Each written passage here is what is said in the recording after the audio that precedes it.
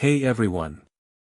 Welcome back to No Harry. Get ready for an amazing tale. What if Harry accidentally time traveled to Founders era and became apprentice to all four founders? Smash that like button and subscribe for more. Here we go. Chapter 1, The Wrong Direction. The Department of Mysteries smelled like ozone and old decisions. Harry had learned that about the place over the past 3 months, ever since Kingsley had quietly, almost apologetically, asked him if he'd consider consulting for the unspeakables on recovered artifacts of unknown classification. Which was ministry speak for we found things in the rubble of Voldemort's operations and we have no idea what half of them do and you've touched more cursed objects than anyone alive so please help us. He'd said yes mostly because the alternative was sitting in Grimmauld Place listening to creature-polished things. The room they'd given him access to was 3 levels below the main floor, accessible only by a staircase that turned left twice and then somehow turned left a third time, which Harry had stopped questioning after the first week. The walls were lined with glass cases, each one containing something the unspeakables had deemed interesting but dangerous, which, as far as Harry could tell, meant everything they couldn't immediately explain. Tonight, he was alone. He preferred it that way down here. The silence had a quality to it, deep and attentive, like the room itself was listening. The other consultants, a dour cursebreaker named Morvain and a young unspeakable called Petra who took notes on everything including the way Harry held his sandwich, had gone home an hour ago. Petra had reminded him, twice, not to touch anything without logging it first. He was currently not logging anything. The time-turner sat on the examination table in front of him, held in a containment frame of silver and spelled glass. It looked like the ones Hermione had used in 3rd year, mostly, same hourglass shape, same delicate gold chain, but where hers had been elegant and clockwork precise, this one looked angry. The glass was a deep amber rather than clear. The sand inside moved in slow, purposeful spirals even when the device was perfectly still. Someone had carved runes along the frame in a hand so old Harry's translation charm had only gotten him about 60% of them, and the 60% he had were contradictory in ways that made Petra visibly upset.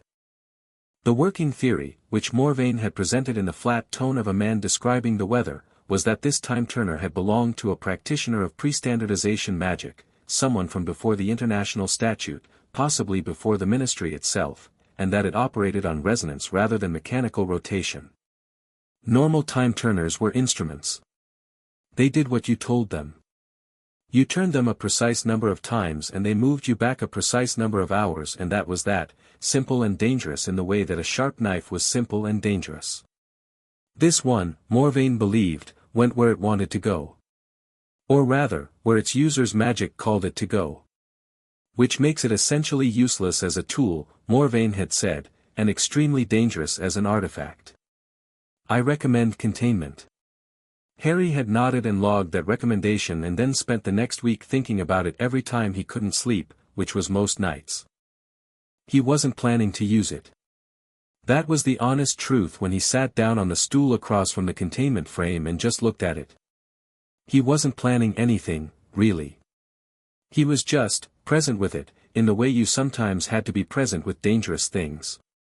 The way he'd learned to stand very still near cursed objects and just feel whether they were pulling at him or pushing him away, whether they had intentions that pointed towards something specific. This one pulled. It had been pulling since day one. A soft, persistent tug somewhere behind his sternum, the same feeling he used to get from the resurrection stone, from the Elder Wand, objects that had weight beyond their physical form, objects that carried the gravity of enormous things. He reached into his pocket and pulled out his own wand.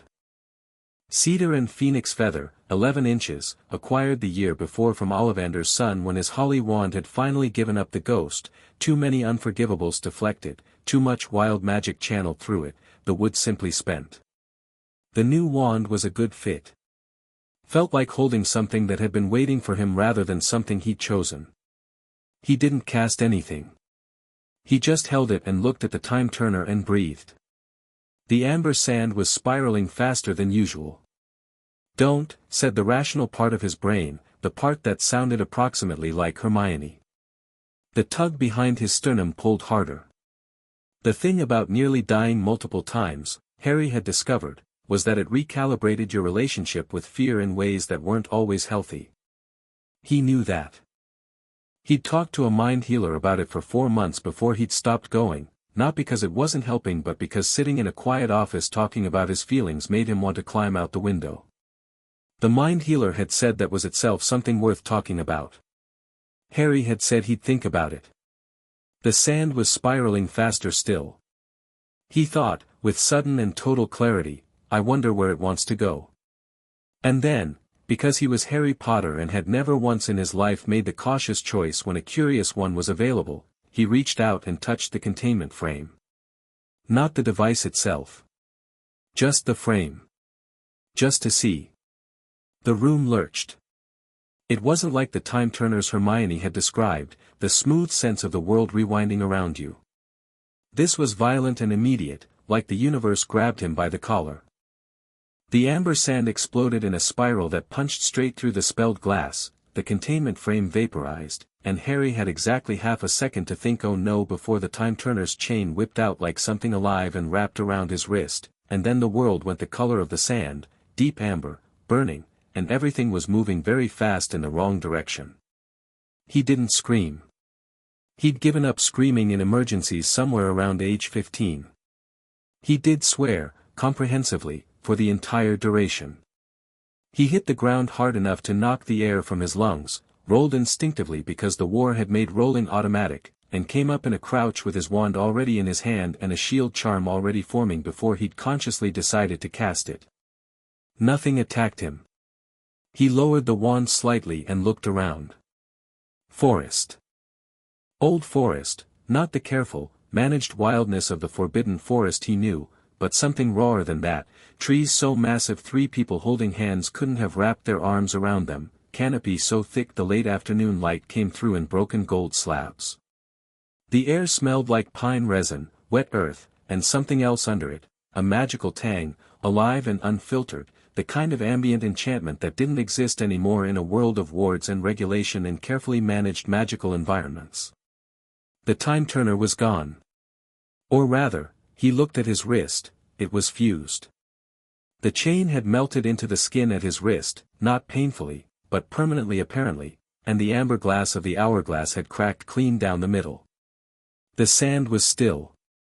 Right, Harry said to no one. His voice came out steady, which he was proud of. He cast a quick tempest. The spell sputtered, gave him a partial result, autumn, mid-afternoon, and then died. No year. He tried a location charm and got even less, a sense of north and west that wasn't particularly useful. He tried an orientation spell that Petra had taught him for working with displaced artifacts, and that one didn't fire at all, which meant the surrounding magic was either disrupting it or so saturated that the spell couldn't find a frame of reference. Saturated, he thought, was probably the right word. It was like standing in a room where every surface was a different temperature. The ambient magic here was thick and wild and present in a way that made his skin prickle. Not threatening, but enormous. Like trying to feel a single current in an ocean. He stood up, brushed dirt and leaves from his knees, and took stock. His wand worked, the shield charm had been fine. He had the clothes he'd been wearing, which were practical enough, worn jeans, dragonhide boots that had belonged to Charlie Weasley before Harry had borrowed them and never returned them, a dark jacket with a hidden wand holster sewn in by Hermione the previous Christmas. He had a small satchel that had been over his shoulder when the chain grabbed him, containing his field notes, a self-inking quill, a tin of Helga Longbottom's extraordinary pepper imps that Neville had given him for his birthday, and a compass that was currently spinning in wide, untroubled circles and thus useless. No food. No map. No idea what century he was in. The rational Hermione voice in his head had a great deal to say about this. He told it he'd check in later and started walking. He heard them before he saw them, not voices, but magic. The specific percussion of construction spells, the bass thrum of something being anchored to bedrock, the high clear note of levitation charms holding large objects in place. It was a sound Harry associated with the aftermath of battles, all that desperate repair work, but this was different. This was building, not fixing. This was something being made. He moved toward it, staying in the tree lean. The clearing was enormous, had obviously been an enormous effort to make, given the tree stumps at its edges still fresh cut and raw. At its center, rising in stages that didn't quite make physical sense, was the beginning of a castle. Or something castle-shaped, because calling it a castle felt like calling the war a disagreement. Towers were going up with the deliberate certainty of something that intended to stay up for a very long time. The stone being used was gray and local-looking, but the way it was being laid, Harry had enough passing familiarity with building magic to recognize it, wasn't just stacked. It was grown, each stone bonded to the next at the magical level, the way bone knits when it heals. This wasn't going to be a building. It was going to be a living thing. 4 people stood at 4 separate points around the construction, each of them directing work with a focus so absolute Harry initially thought they hadn't noticed him. They had noticed him. The one who moved first was the one to the west, a man roughly Harry's height but built like someone had carved him out of something that didn't bend, broad through the shoulders, with red gold hair that suggested Viking ancestry and a face that suggested he'd already had this fight and won. He wore armor that wasn't decorative, a sword at his hip that wasn't ceremonial, and he moved across the clearing toward Harry with the particular gait of a man who had never once in his life walked away from something. "You," he said, in a voice like gravel deciding to become thunder, came from the forest. "The forest has a ward. How did you pass the ward?" His English was accented but intelligible, older phrasing, vowels shaped differently, but Harry could follow it the way he could follow a Scots accent or a thick West Country drawl. He filed that information away. "I didn't know there was a ward," Harry said honestly. That apparently wasn't the right answer, because the man's hand went to his sword. "Godric." This was from the South Point, a woman's voice, measured and cool. She was walking toward them at a pace that suggested she wasn't concerned but intended to be involved. Dark hair, angular features, blue-gray eyes that were already doing something Harry recognized, cataloging. Taking him apart and putting him back together to see how he worked.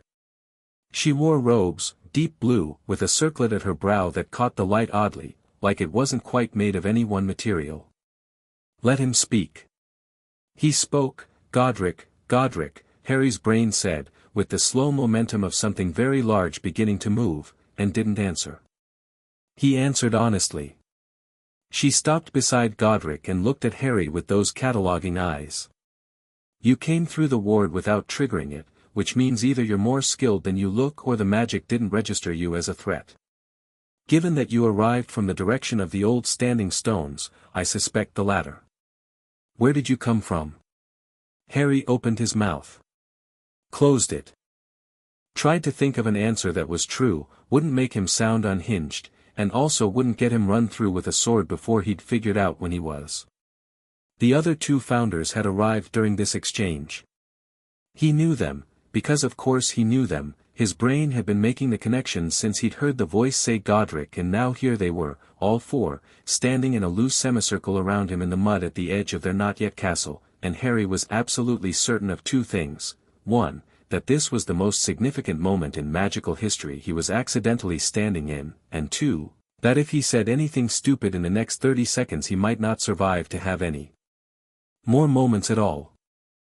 Helga Hufflepuff was shorter than he'd expected and immediately warmer than the situation warranted, a round, sun-browned face with dark eyes that were already softer toward him than either Godric's suspicion or Rowena's analysis, though there was a sharpness behind the warmth that said don't mistake kind for easy. She carried no weapon visible but her hands were moving in small, unconscious gestures that Harry recognized as someone keeping magic ready without committing to a spell. Salazar Slytherin stood slightly apart from the other 3, which Harry suspected was habitual. He was lean where Godric was broad, precise where Godric was overwhelming. Dark eyes, sallow skin, hair worn back, an expression that was carefully neutral in a way that required effort. He was watching Harry with the concentrated stillness of a snake that had spotted something it hadn't decided about yet. And then he looked at the time-turner fused to Harry's wrist, and something shifted in his expression, recognition, or the ghost of it. "The stones," Salazar said, quietly. "He came through the old stones." That's not possible, Rowena said, but the tone meant explain why it's possible rather than I reject this information. The temporal markers on those stones have been active for 3 days, Salazar said. He looked at Harry steadily. Something was supposed to come through them. We assumed it was another of Aldrich's provocations. He paused. It seems we were wrong. Harry was still processing the sentence. Temporal markers have been active for 3 days when Godric stepped forward and got his face very close to Harry's and said, "Who sent you?" The question was asked in the tone of a man who intended to know the answer by any means available. Harry, who had been interrogated by Death Eaters and Voldemort himself and one very persistent ministry official named Dawlish, met his eyes without flinching. No one sent me. And I'd back up a step if I were you, not because I'm threatening you, but because you're standing close enough that if I have to defend myself you'll be the first one hit and I'd rather not start whatever this is with you injured. Complete silence. Godric stared at him. Then he did something Harry hadn't expected, he laughed. It was a full, genuine sound, surprised out of him, and it transformed his face from something threatening into something that was almost boyish despite the armor and the sword and the probably medieval everything else. Back up a step, he repeated, like he was tasting the words. I have not been told to back up a step by someone who didn't immediately regret it. Give him a moment, Rowena said drily. He may yet regret it. He won't, Helga said, with the certainty of a woman who had decided something and didn't revisit decisions. She moved forward past Godric in a way that was somehow both gentle and completely authoritative, and looked at Harry's wrist, at the fused chain and the cracked glass. Her expression flickered. That's old magic. Very old. She looked up at him. How long have you had it? About 20 minutes, Harry said. It wasn't mine. I was studying it and it brought me here. Brought, Rowena repeated. Not drove. Not dragged. Brought, Harry confirmed, because that was the honest word. It had brought him. Like it had somewhere to be and had decided he was the vehicle. Rowena and Salazar exchanged a look that contained an entire conversation. What year, Salazar said, addressing Harry directly for the first time, do you come from? Harry told him. The number. No one spoke for a moment. That's, Helga began. Nearly 1,000 years, Rowena said, and she sounded, for the first time, like something had genuinely surprised her. Almost exactly. The resonance pattern, Salazar said, more to himself than any of them. The stones don't reach randomly. There's a mathematical precision to the range. I assumed it was limited to decades. He was looking at Harry now with an expression that had shifted from neutral to something more complicated. Hunger wasn't the right word, but appetite for understanding was in the neighborhood. 1,000 years. How is magic practiced, in your time? Harry blinked. Wands, mostly. Spells. Schools. He paused. There's a school, actually. That I went to. Built on this, he stopped. Looked at the rising walls, at the 4 of them standing in the mud at the center of it. Built here. He exhaled slowly. Right here. Another silence. Heavier than the last one. Godric looked at the half-built walls. Looked back at Harry. It stands. Still. It's the most famous magical school in Britain, Harry said. Godric looked at Rowena with an expression that was almost embarrassingly transparent, the pure, unguarded pleasure of a man hearing that something he'd made had lasted. Rowena's response was cooler but her chin lifted slightly, involuntarily. Famous, she said. For what? Education, Harry said. But also, a lot of other things. It has a tendency to attract conflict. He paused. And students who get into trouble. You were one of those students, Helga said, and it wasn't a question. I had my moments. She smiled at him, warm and immediate. Then she turned to the other 3 and said, in a tone that neatly closed the debate before it could begin, he stays. We'll know more when we know more, and he can't go back yet regardless, the stones won't cycle for weeks. He stays. Godric looked like he wanted to argue. He looked at Harry instead, that assessing look a fighter gave another fighter when trying to take an accurate measure. Can you fight? Yes, Harry said. Prove it. Godric, Helga began. No, let him. Rowena's voice held a note of genuine interest. I want to see what 1,000 years of magical development looks like in practice. Harry looked at Godric and understood what this was, not a threat, not a test of character, but the only language the man spoke fluently. Trust was earned in this world through the body, through capability, through standing in front of something dangerous and not breaking. He could work with that. Fine, Harry said. What are the rules? First yield or incapacitation, Godric said. He drew no weapon. His wand, longer than Harry's, made of something dark, carved with runes along the handle, appeared from his belt. No rules on spellcasting. Anything you know. Anything I know, Harry repeated. All right. Fair warning, some of it won't look like what you're used to. Godric smiled like Christmas had come. Good.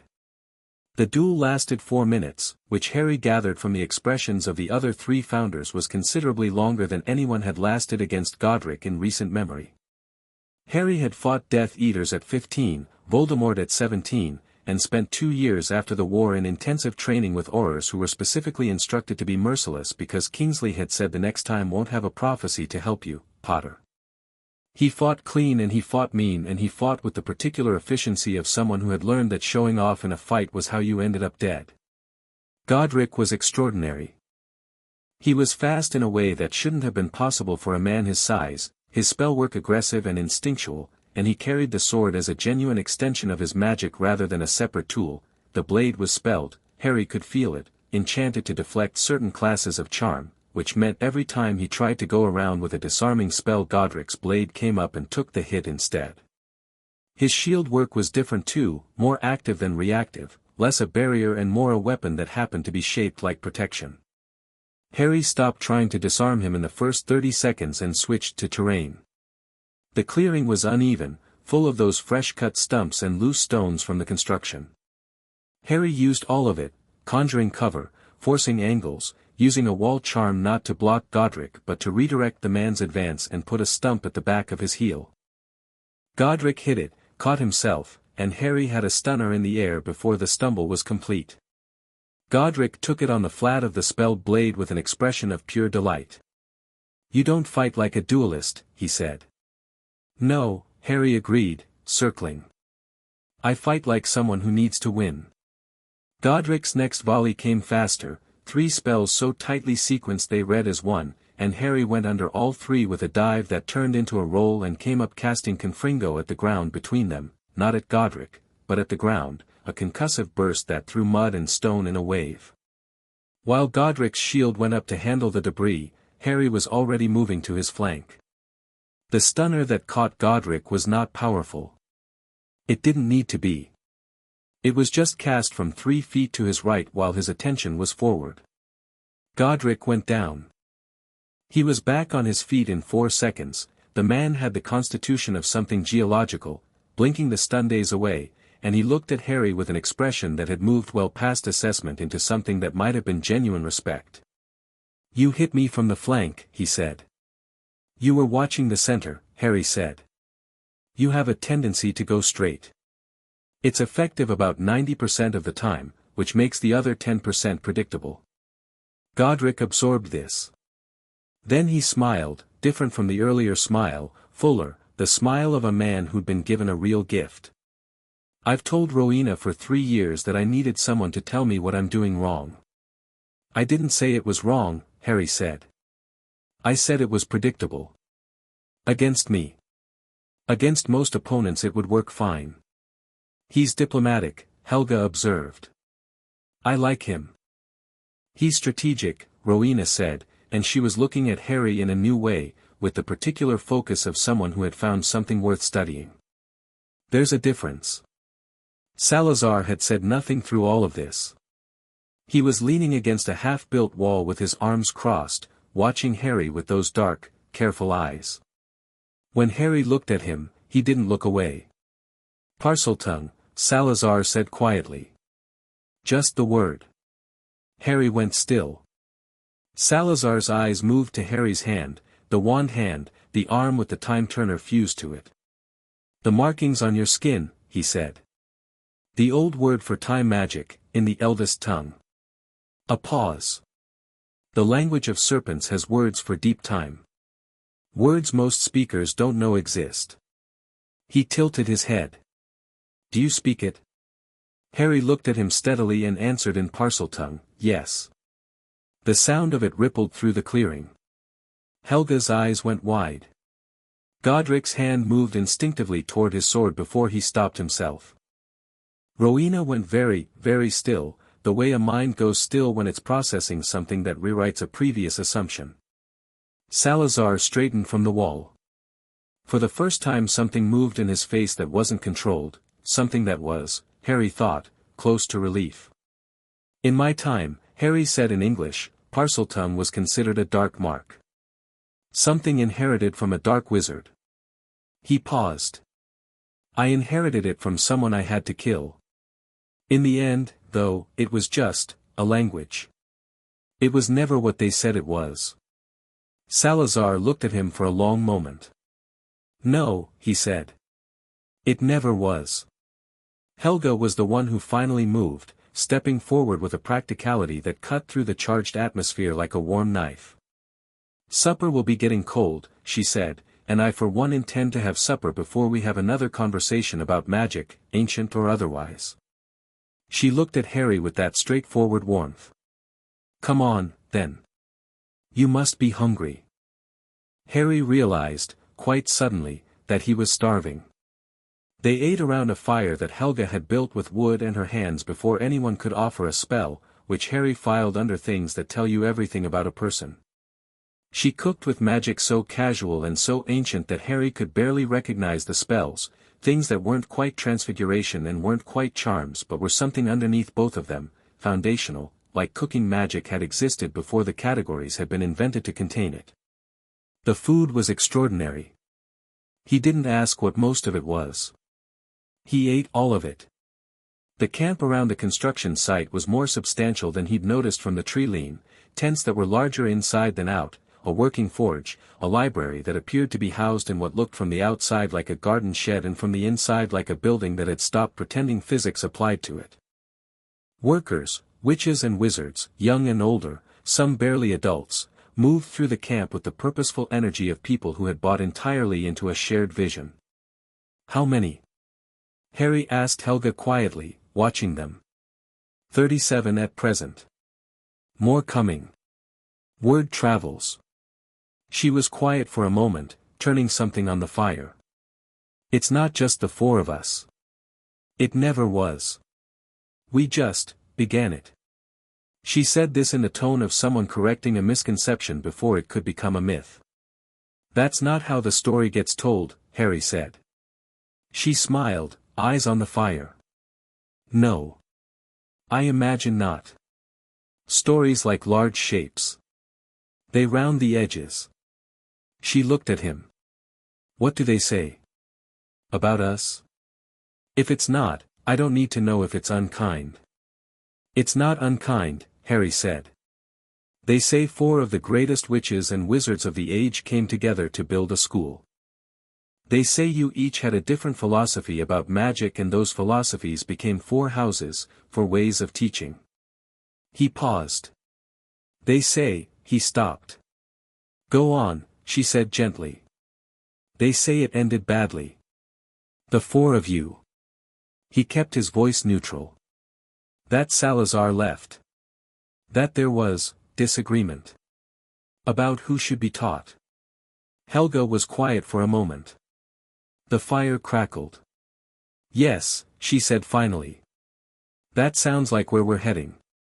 She didn't sound defeated. She sounded tired, and sad, and like a woman who had been watching a storm build on the horizon for a long time. "Salazar's not wrong about everything, you know. That's the hardest part. If he were simply wrong, it would be simple. But he sees things the rest of us don't want to see, and that makes him angry, and when he's angry he says things that are, she shook her head. Well. He says things. What does he see that you don't? That the world outside these walls isn't going to love what we're building, she said simply. That some people are going to fight it. Hard. A pause.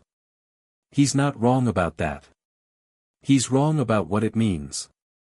He thinks it means we should control the doors. I think it means we should build the walls stronger. Harry absorbed that. Aldrich, he said, because that name had been circling his thoughts since Salazar had mentioned it. Helga's expression shifted, subtle but unmistakable. You heard that. I hear most things in a crisis. Aldrich is, she chose her words carefully. He's of the old tradition. Before schools. Before structure. He believes that magic belongs wild, unteachable, that institutionalizing it kills something essential. She paused. He's been watching us build for a month. He's done nothing yet. Which worries me more than if he'd done something. A man who waits is a man with a plan, Harry said. Exactly. She looked at him with something that was new in her expression, not warm this time, but considering, careful. What kind of man are you, Harry Potter? You came here by accident, you say. But you speak the old language, you fight like someone trained by war, not study, and you know things about us that no one should know for another 1,000 years. She paused. What kind of accident is that? Harry looked at the fire for a long moment. The kind I've spent my whole life having, he said honestly. I've never once arrived somewhere useful by design. It's always been, he spread his hands. This. And yet you keep landing on your feet, she said. Mostly, Harry said. Sometimes on my face. But yeah, mostly. She laughed, a real one, full and warm, and the tension around the fire eased in a way that seemed to spread outward, because Godric looked up from across the flames and whatever argument he'd been conducting at low volume with Rowena paused, and even Salazar, alone at the edge of the firelight, uncrossed his arms fractionally. Rowena looked at Harry from across the fire with those analytical eyes. I want to examine the time turner tomorrow, she said. Not asked. Stated. With your cooperation. Fine, Harry said. And I want to ask you questions. About spells. About development. About, Rowena, Helga said. Tomorrow, Rowena finished, smoothly. I'll save them for tomorrow. All of them? Harry asked.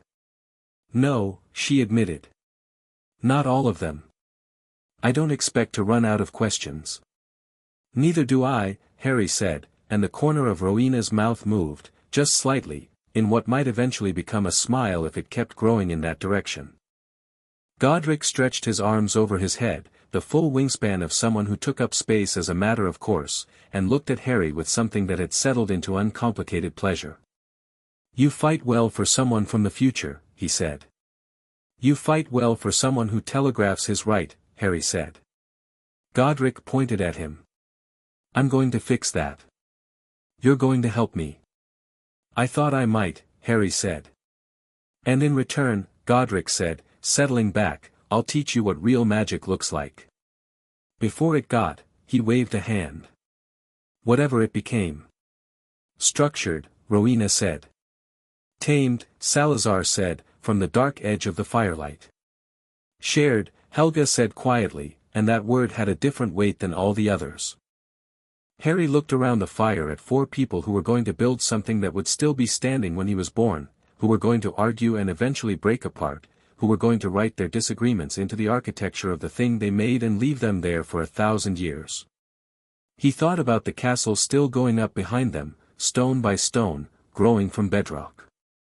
He thought about the great hall, the moving staircases, the classroom where he'd first made something happen with a wand.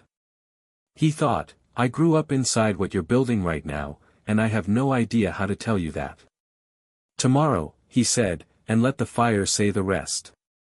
He was given a tent on the eastern edge of the camp, near enough to the construction site that he could hear the faint background hum of the foundational magic even through the canvas walls. He lay on the bedroll they'd given him and stared at the tent ceiling and thought very carefully about his situation. Stuck. Probably weeks, if Salazar's assessment of the standing stones was accurate. No ministry, no Hermione, no way home before the stones cycled. He'd been carried 1,000 years into the past and left in a forest with 4 of the most powerful magical practitioners who had ever lived, building the school that had shaped every witch and wizard Harry had ever known. He could do worse. He turned his wrist and looked at the time turner in the low light, the cracked glass, the still amber sand. The runes on the chain had been glowing faintly since he'd arrived, not alarmingly, just steadily, like something that had reached its destination and was satisfied. Where it wanted to go, he thought. Or where my magic called it. What did that mean? His magic had been exhausted, stretched, modified by years of combat and grief and the particular education the war had given him. What part of him, what need, what unresolved question, would have called him to this, of all places? He thought about the first time he'd walked through the doors of Hogwarts. 11 years old, nobody's child, astonished that somewhere like this could exist, could have existed the whole time he'd been sleeping in a cupboard under the stairs. The feeling of it. The specific shape of that feeling, like coming home to somewhere you'd never been. He pressed the cracked glass of the time turner against his palm and felt it warm. Maybe it wasn't complicated, in the end. Maybe the magic was simpler than the theory, maybe it had just brought him to the beginning of the thing he loved most in the world. Outside, the half-built castle hummed in the dark, growing slowly upward, and somewhere beyond the tree leaned something that might have been an owl or might have been something else entirely moved through the ancient canopy, and Harry closed his eyes and let the sound of building lull him toward the closest thing to peace he'd felt in years. He was awake when something passed over the ward at the forest's edge, awake and on his feet with his wand in his hand before he'd consciously processed what had woken him. Whatever it was didn't come closer. It moved parallel to the camp's border, slow and deliberate, like something that was measuring. Making assessments. Taking note of where people were and what they had. Harry stood in the dark of his tent and felt it pass and felt it leave, and thought about what Helga had said, a man who waits is a man with a plan. He didn't go back to sleep for a long time. But when he did, it was with his wand in his hand and a monitoring charm set at the tree lean, and the deep residual hum of Hogwarts foundation magic rising through the ground beneath him, ancient and certain and already more permanent than anything that had tried to stop it. He slept. And the castle grew. Chapter 2, Earth and Iron Dawn came to the construction site the way it came to all wild places, without asking permission. Harry was already up. He'd reset his monitoring charm twice in the night, both times finding nothing at the tree lean except wind and the particular quality of silence that old forests had, a silence with texture to it, full of small movements and breath. Whatever had been out there measuring them hadn't come back. That bothered him more than if it had. He spent the first gray hour of morning walking the perimeter of the camp. Not patrolling, he didn't have that authority and he wasn't going to assume it, but looking. Mapping. The war had taught him that the first thing you did in any new space was understand its vulnerabilities, the places where a threat could enter unannounced, the angles that couldn't be watched from the center.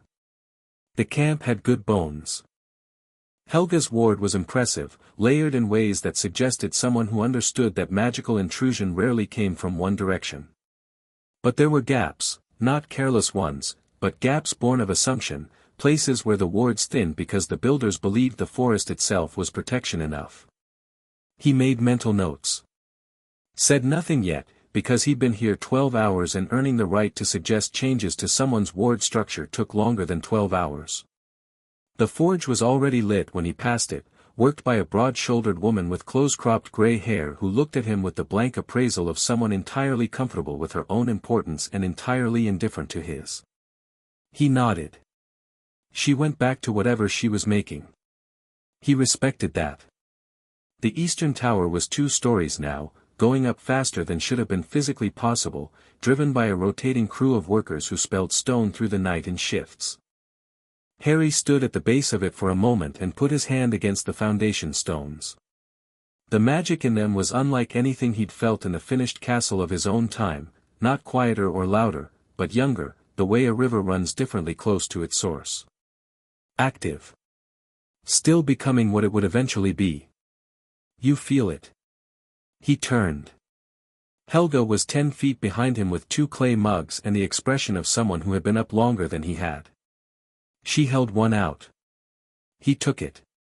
Hot, dark, herbed in a way that wasn't quite tea and wasn't quite anything else, but was warming in a manner that reached somewhere behind his sternum and stayed there. Yes, he said. It's different from how I know it.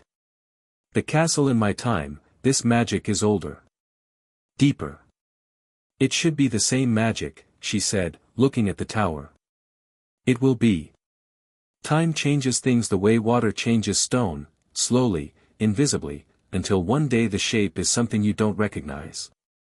She drank from her mug. What you felt in the future, does it feel diminished? Or just different? Harry thought about the feeling of Hogwarts in his own time.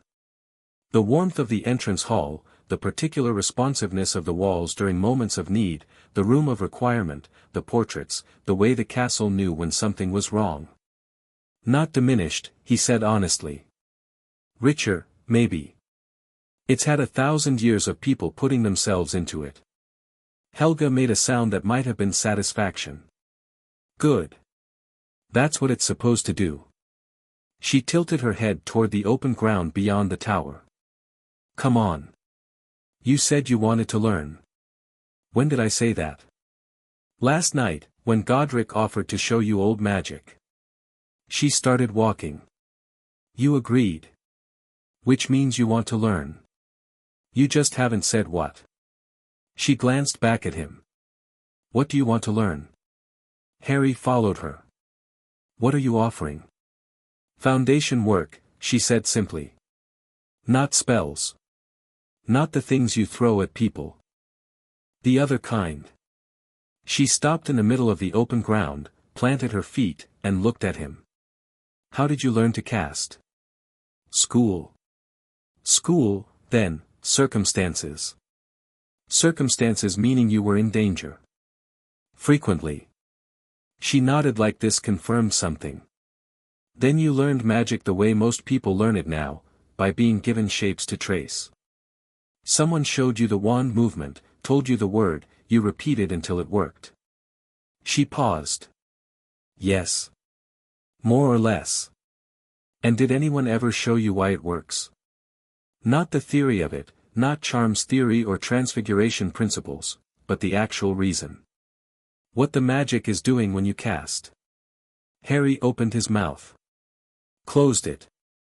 He thought about Hermione's meticulous notes on spell mechanics, thought about Professor Flitwick explaining the wrist motion for Wingardium Leviosa, thought about the hours in the room of requirement working through Dumbledore's army and never once, not once, thinking about what the magic was actually doing below the level of the visible spell. No, he said. Helga looked unsurprised. Put your wand away, she said. He did. She crouched down and pressed both palms flat against the earth, fingers spread. She stayed like that for a moment, and Harry watched the grass around her hands change, not dramatically, not in the way a spell changed things, but the way things change when something very patient and very large breathes through them.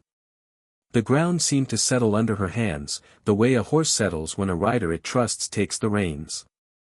Everything you cast goes through the earth, she said, without looking up. Every spell, every charm, every curse. You may throw it upward, sideways, at a target in front of you, but the source is here. The magic comes up through you from the world, travels through your intent, and becomes whatever shape you've learned to give it.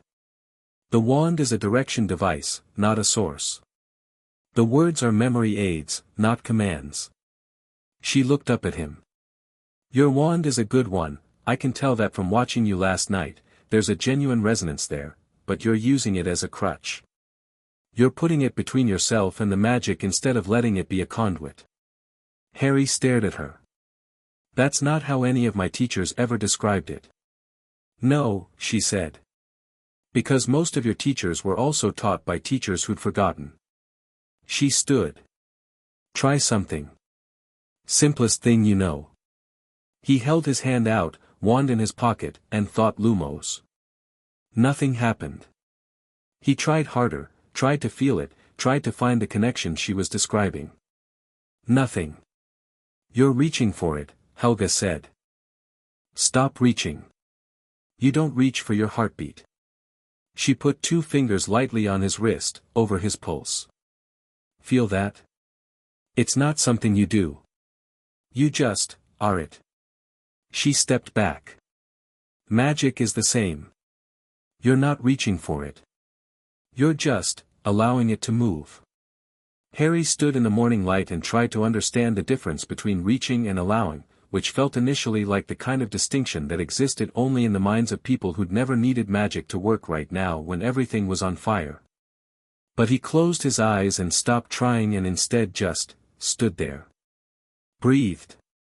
Felt his heartbeat.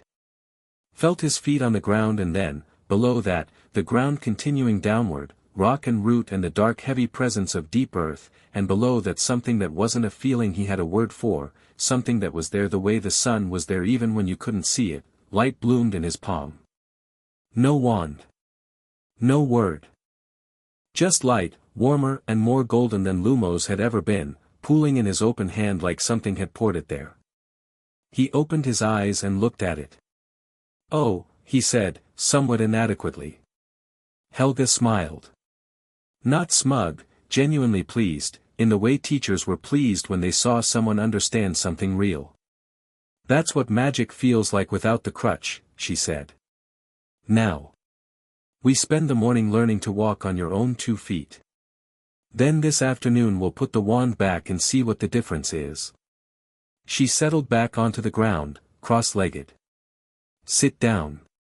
Harry sat. The light in his palm guttered, caught itself, steadied. Tell me about the spell you used last night, she said. The one that hit the ground instead of Godric. The explosion. Confringo. Blasting charm. What does it feel like when you cast it? Like pressure. Like something building behind the sternum and then releasing. She nodded. And this? She gestured at the light in his hand. Like it was always there, Harry said. Like I just stopped blocking it. Yes, Helga said. That's the difference. When you throw a blasting charm, you're compressing magic into a shape and forcing it out. Efficient in combat. Inefficient in almost every other context. She paused. You fight beautifully, Harry. But you've learned to survive in a world that required you to weaponize everything you touched. What I'm teaching you is the part before the weapon. The part before the shape. She met his eyes. Can you do that? Learn to unlearn something. Learn to have something you didn't know was missing. He held the light in his hand and thought about what the war had cost, not in people, though that list was long and specific and lived in him like embedded splinters, but in the kind of wizard it had made him. Reactive. Combat ready. Perpetually braced. Everything a tool, everything assessed for tactical value. He'd had 3 years of peace and he was still doing it, still walking into rooms and clocking exits, still holding his wand too tight, still waking up when something moved at the tree-line. Yeah, he said quietly. I can do that.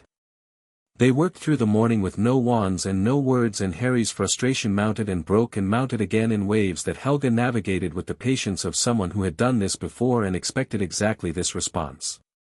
The exercises weren't physical, exactly, but they were embodied, rooted in the sensation of connection with the ground, with the air, with the ambient magic of the forest surrounding the camp. Helga called it listening work, and she meant it literally.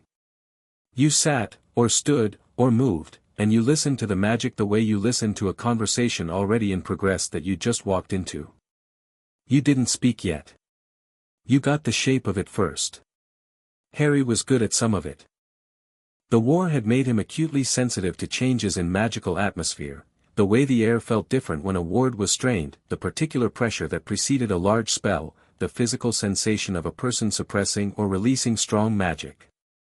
Those instincts were exactly what Helga was refining, pulling them from the context of danger where he developed them and setting them down in peace, which turned out to be harder than it sounded. He was poor at the stillness parts. His mind kept moving. He'd get the sensation of deep earth, that enormous patient presence, and then a thought would cross, the time-turner's cracked glass, the thing moving at the tree lean last night, Salazar's face when he'd heard the Parseltongue, and the connection would thin and he'd have to rebuild it.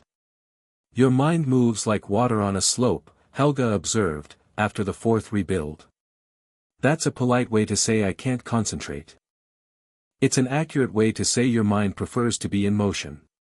She wasn't critical. That's not a fault. Motion is how you've survived. It just means we teach you to anchor, not to be still. Water on a slope doesn't stop, it finds a basin. She tapped the ground. Find the basin. He tried again. This time he didn't try to stop the motion, let his thoughts move and moved with them, stayed with the physical sensation of the earth beneath him, and found that if he let the thoughts run over the surface without following them, the connection underneath stayed open, consistent, like a river with a current and a riverbed, both moving and grounded. The light that bloomed in his palm the third time was bright enough that two workers nearby stopped to look. There, Helga said, quietly satisfied.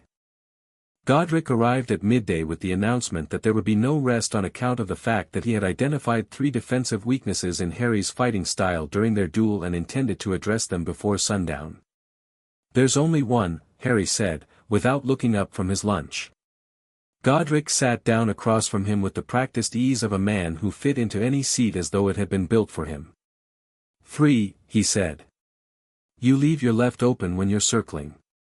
You commit too hard to terrain manipulation. If I'd kicked the stump clear you'd have had to restructure your entire approach. And you watched my sword too much. I noticed you tracking it. That's a habit, I had it once. Cost me a split lip and a broken tooth. Harry considered this. The left is deliberate, he said. I watch whether people go for it. If they do, they've committed to the right side and I have them. Godric paused. You were baiting me. I was baiting you.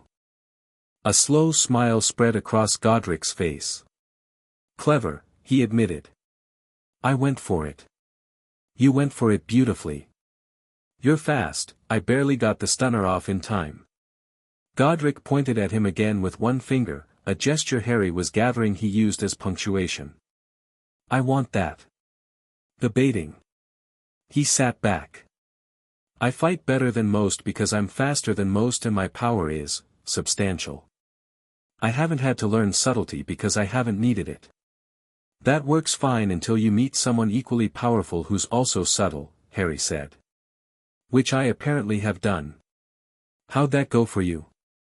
Harry said, and he kept his voice perfectly neutral, but something in his face must have shifted because Godric stared at him for a moment and then started laughing again, that full, unguarded sound, and Harry found himself smiling despite everything.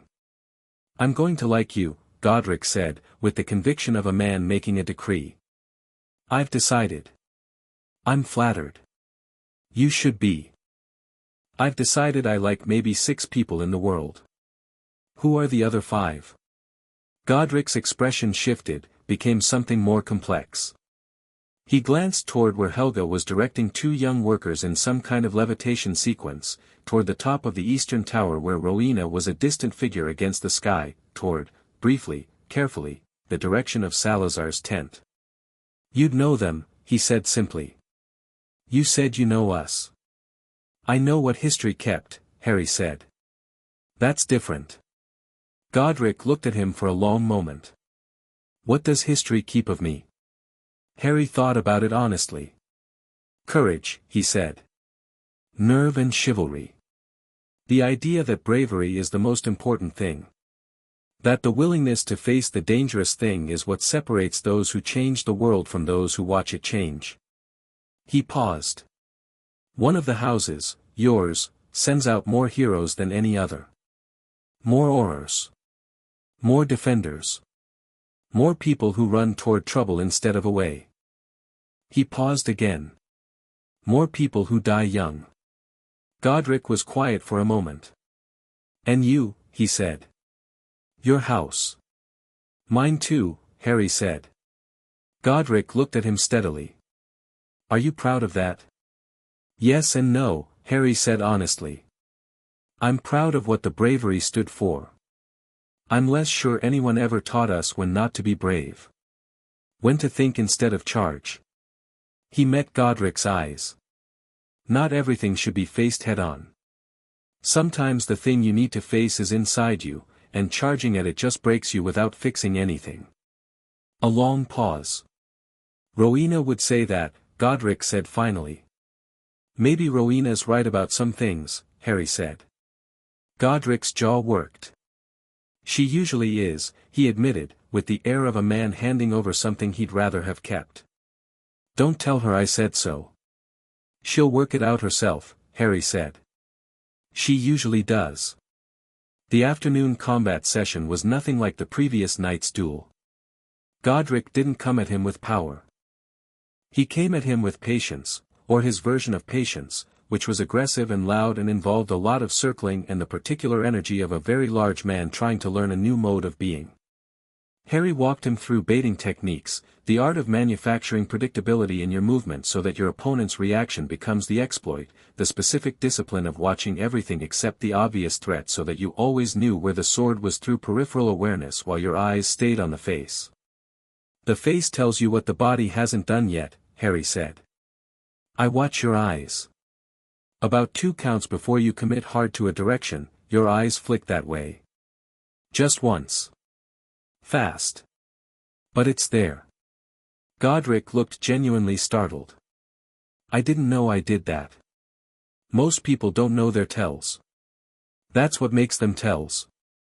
They sparred slowly, working the technique at half speed so the habit could be examined rather than just executed, and Harry found something in Godric that he hadn't expected, a genuine hunger for this, for the examination of his own craft, for improvement not as ego but as purpose. Godric fought because fighting was the most honest language he had, Harry realized. When he fought someone seriously and engaged, he was expressing something he couldn't say otherwise, attention, respect, the particular intimacy of real effort. It reminded Harry of someone. He tried not to think about who. Rowena appeared at the edge of the training ground at mid-afternoon, her circlet in her hands rather than at her brow, which Harry had noticed seemed to be how she indicated she was in a mode of inquiry rather than authority. She watched them work for a while, and then, the technique you're teaching him. The eye movement reading. That's behavioral analysis of motor preparation. Where did you learn it? A woman named Moody, Harry said. Well, sort of.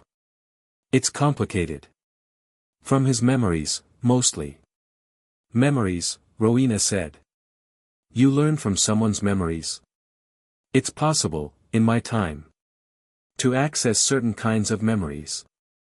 It's called a pensieve, a stone basin, enchanted to hold memories externally so they can be revisited or shared. Rowena was very still in the way she got when something had landed in her mind and was being rapidly processed. A permanent external memory store, she murmured. Revisitable. Observable by outside parties. She looked at Harry. How is it indexed? It's not, really. You pour the memory in and it sorts itself, to a degree. But retrieval is manual. You go in looking for something and you have to navigate the memory as it was experienced. You can't search it like a text. What if you could? She said it absently, still processing, and Harry recognized the look. He'd seen Hermione wear it, the expression of someone who had just found the edge of a problem they intended to solve. That's actually how the Great Library works, he said, before he could stop himself. Rowena's eyes snapped to his. What Great Library? He hadn't meant to say that. There's a room in the school. In my time. That holds a kind of structured magical knowledge archive. I think it must have been developed from an early version of the pensieve concept. He was being deliberately vague because the last thing he wanted was to start accidentally inventing or accelerating things that should develop on their own timeline. Rowena looked at him with the expression of someone who knew exactly what he was doing. "You're being careful about what you tell me." "Yes." "Good," she said, unexpectedly. "That's the right instinct." She settled the circlet back at her brow. "I'm going to ask you questions about magic that are theoretical rather than historical. Your own knowledge, what you yourself understand, not what you've read or been told. Is that acceptable?" "Why that distinction?" "Because what you know is yours. What you've been told belongs to people who haven't been born yet and whose work I shouldn't receive by accident." She looked at him evenly. "There's an ethics to this, Harry. Information from the future is not a resource to be mined." Harry stared at her. Yes. Absolutely. He'd honestly not thought it through that clearly. "Thank you that's exactly right." The corner of her mouth moved. That almost smile again. "Come find me at the library after supper," she said. "We'll talk about what you know." Supper that evening was interrupted. They heard the sound first, a deep, irregular percussion like a very large drum being played wrong, coming from the western forest. The workers stopped eating. Harry was on his feet with his wand out before the second beat, old instinct, and he registered that Godric had his sword already drawn on the other side of the fire and Salazar had materialized from somewhere with a stillness that suggested he'd been expecting something. "Ward pressure," Helga said, and her voice was different. All the warmth was still there, but underneath it was something that was neither warm nor cold but simply solid, ancient as the earth she'd been teaching Harry about. She had both hands raised, palms out. "Western boundary.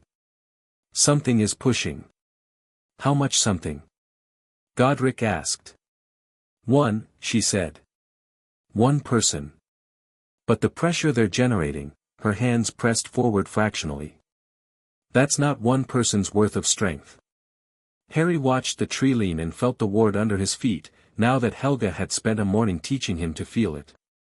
She was right, the pressure was enormous, singular, dense in a way that didn't feel quite like human magic. Not darker, exactly. Older. Like the difference between a forged sword and an obsidian blade, different processes, different properties, nothing inherently one better than the other, but incompatible in some fundamental way with what had been built here. "Aldrich," Salazar said, from Harry's left. A figure emerged from the tree lean. He was older than Harry had expected, not elderly but seasoned, mid-50s perhaps, though age was hard to read in a man who carried himself the way this one did, which was with the complete physical authority of someone who had been the most dangerous thing in every room he'd ever entered and had stopped noticing. He was tall, heavy-shouldered, wearing rough practical clothes with no ornamentation except a staff he carried in one hand, gnarled wood, dark, carved or grown into a spiral along its length, and Harry's magic sense hit it and staggered slightly because the power held in that staff was substantial. Not structured the way wand magic was structured. Not channeled. Just, held, the way a dam holds water, pressing at its own container. He stopped at the ward boundary and looked across the camp with gray eyes that moved slowly, taking inventory. When they reached Harry they paused. "New one," he said. His voice was deep and very calm, the calm of something that didn't need to raise itself to be heard. "Where'd you find him, Hufflepuff?" "He found himself," Helga said pleasantly. "What do you want, Aldrich?" "To talk." He raised his chin toward the half-built castle. "You've gotten further than I thought you would. The foundation work is good. Whoever did the bedrock bonding understands anchoring magic." His eyes moved to Helga, acknowledging her work with the reluctant precision of a man incapable of not recognizing competence even when he resented what it was building. "Waste of it," he said. "You've come 3 miles through an old forest to tell us it's a waste," Godric said. He had his sword out but low, which Harry recognized as deliberate, visible but not threatening, the weapon position of a man who wanted his opponent to know exactly how fast things could change without making them change yet. "You could have sent a bird." "I don't send birds," Aldrich said. He stepped to the ward boundary and stopped there, and the pressure Harry could feel through his feet increased marginally, not hostile, but present, the way a large animal makes its presence felt without moving. I came to tell you what I told the man Gryffindor's father when he built the first holding school and what I'll tell whoever comes after you. You are not preserving magic by teaching it. You are taming it. Naming it. Reducing the infinite to a curriculum. He looked at the walls. Magic was old before your grandparents' drew breath. It is bigger than every theory you have ever written. You build walls around it and call it education, and in 1,000 years no one will remember what wild magic felt like, and that will be your legacy. Silence. The fire crackled. The ward hummed. Harry, who had spent the morning learning to feel the ground beneath his feet and had found magic older and more enormous than anything he'd been taught to name, said nothing. Because Aldrich wasn't entirely wrong. He could feel that. The way you could feel when someone wrong was saying something true. You speak as though wild and taught are opposites, Rowena said from his right. She'd come up quietly, which Harry was gathering was her preferred mode in most situations. They aren't. Teaching structure doesn't destroy wildness. It gives wildness direction. A river isn't less powerful for having banks, it's more powerful, because the water is going somewhere. A river with banks is not a river, Aldrich said. It's a canal. That's poetic, Rowena said. It's also wrong. You're arguing from nostalgia, not evidence. Aldrich's grey eyes moved to Harry again. He had the focused quality of a man who found the most interesting thing in a room and pointed himself at it. You, he said. You're new. You're not of their generation, and you're not of this place. I can smell the temporal dislocation on you like old smoke. He tilted his head. What do you think of their project? Every head in the camp turned toward Harry. He thought for a moment. Didn't look to any of the 4 founders for guidance. Thought honestly, because this man would know if he were being given a performance, and also because Harry had never once managed to be dishonest under genuine direct pressure. I think it worked, he said. I grew up in it. In what they built, 1,000 years from now. And it wasn't a canal. He met Aldrich's grey eyes. It was enormous and wild and complicated and full of magic I never understood, and I learned things there that I never could have learned alone, because I had teachers, and I had other students, and together we were bigger than any one of us. He paused. I also think you're not entirely wrong. Structure has a cost. Naming has a cost. But what you're proposing isn't a solution to that cost, it's just deciding the thing shouldn't exist. And it should. He looked at the half-built walls. It really, genuinely should. Aldrich was quiet for a moment. His eyes stayed on Harry with a quality that was measuring something deeper than combat or politics, something personal. 1,000 years, he said softly. Yes. And what does wild magic look like, in 1,000 years? In your time? Harry thought about that honestly. About Hagrid's creatures, the Whomping Willow, the forest, the magic that existed in the seams of the world where ministry regulation hadn't quite reached. Smaller than it was, he admitted. Pushed back. Not gone, but smaller. And I don't know how much of that is the school's fault and how much is just, time, and people, and the world getting more full. Aldrich nodded once, slowly. Honest, he said. I'll give you that. He looked at the founders one more time, a long slow look that took each of them in separately, and then he turned. I'll come again, he said, over his shoulder, as if it were a courtesy. We'll be here, Helga said. He walked back into the trees and the ward pressure dropped and the amber late light came back and someone, one of the younger workers, let out a long, shaky breath that summarized everyone's feeling better than any articulate statement could have. Godric sheathed his sword. He looked at Harry. That was well said. I meant it, Harry said. I know. Godric picked up his supper, which he'd held throughout the entire encounter without apparently noticing. That's what made it well said. Later, in Rowena's library tent, which was, in the way of most things connected to Rowena Ravenclaw, both more and less than it appeared from the outside, Harry sat across from her at a low table covered in parchment and tried to explain what it had felt like to cast a Patronus for the first time. Rowena's questions were precise in a way that he'd thought would feel clinical but didn't, because the precision was in service of genuine understanding rather than categorization. She wasn't trying to define the Patronus charm. She was trying to understand what Harry experienced when he performed it, and there was a meaningful difference. So the emotion is the engine, she said, not the fuel. Both, Harry said. But, yes, more the engine than the fuel. The happiness isn't what powers it. The happiness is what directs it. The power comes from, he touched the ground. From what Helga showed me this morning. It comes from underneath everything. The happiness is what shapes the opening. Rowena wrote something on her parchment. And the form, she said. The animal form. That's specific to the caster. It doesn't change. Mine's a stag, Harry said. And then, because it would have been odd not to say, my father's was too. Rowena looked up from her parchment. You're telling me a spell exists that expresses the magical signature of an individual caster as an externalized physical form drawn from their deepest positive emotional state. Yes. And someone invented this. Someone did. When? Harry smiled. I genuinely don't know. It's old enough that the textbooks just listed it without origin. Rowena looked at her parchment with an expression that Harry was beginning to recognize as the external sign of an interior storm. Ideas building in there, fast and structural, each one generating the framework for the next.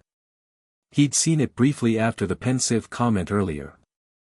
Now it was in full force. Could you show me? She said. The spell? Harry pulled his wand out, thought about Ginny's laugh and Ron's terrible chess face and Hermione's insufferable, wonderful, precise voice saying honestly, Harry, thought about the morning he'd woken up for the first time in Grimmauld Place and thought we actually won and felt the specific texture of that relief, deep and enduring and particular, and said, expecto patronum. The stag erupted from the wand tip in silver light, enormous and incandescent, and it moved through the library tent with the unhurried certainty of something that knew exactly how real it was, steam rising from its antlers, head high, and for a moment the silver light of it fell on Rowena Ravenclaw's face and she looked young. For a moment, the composure dropped and she was just someone seeing something extraordinary for the first time. More actions request aborted. Write the next chapter now. The Founding Magic Chapter 3, The Language of Serpents. The snake appeared on the third morning.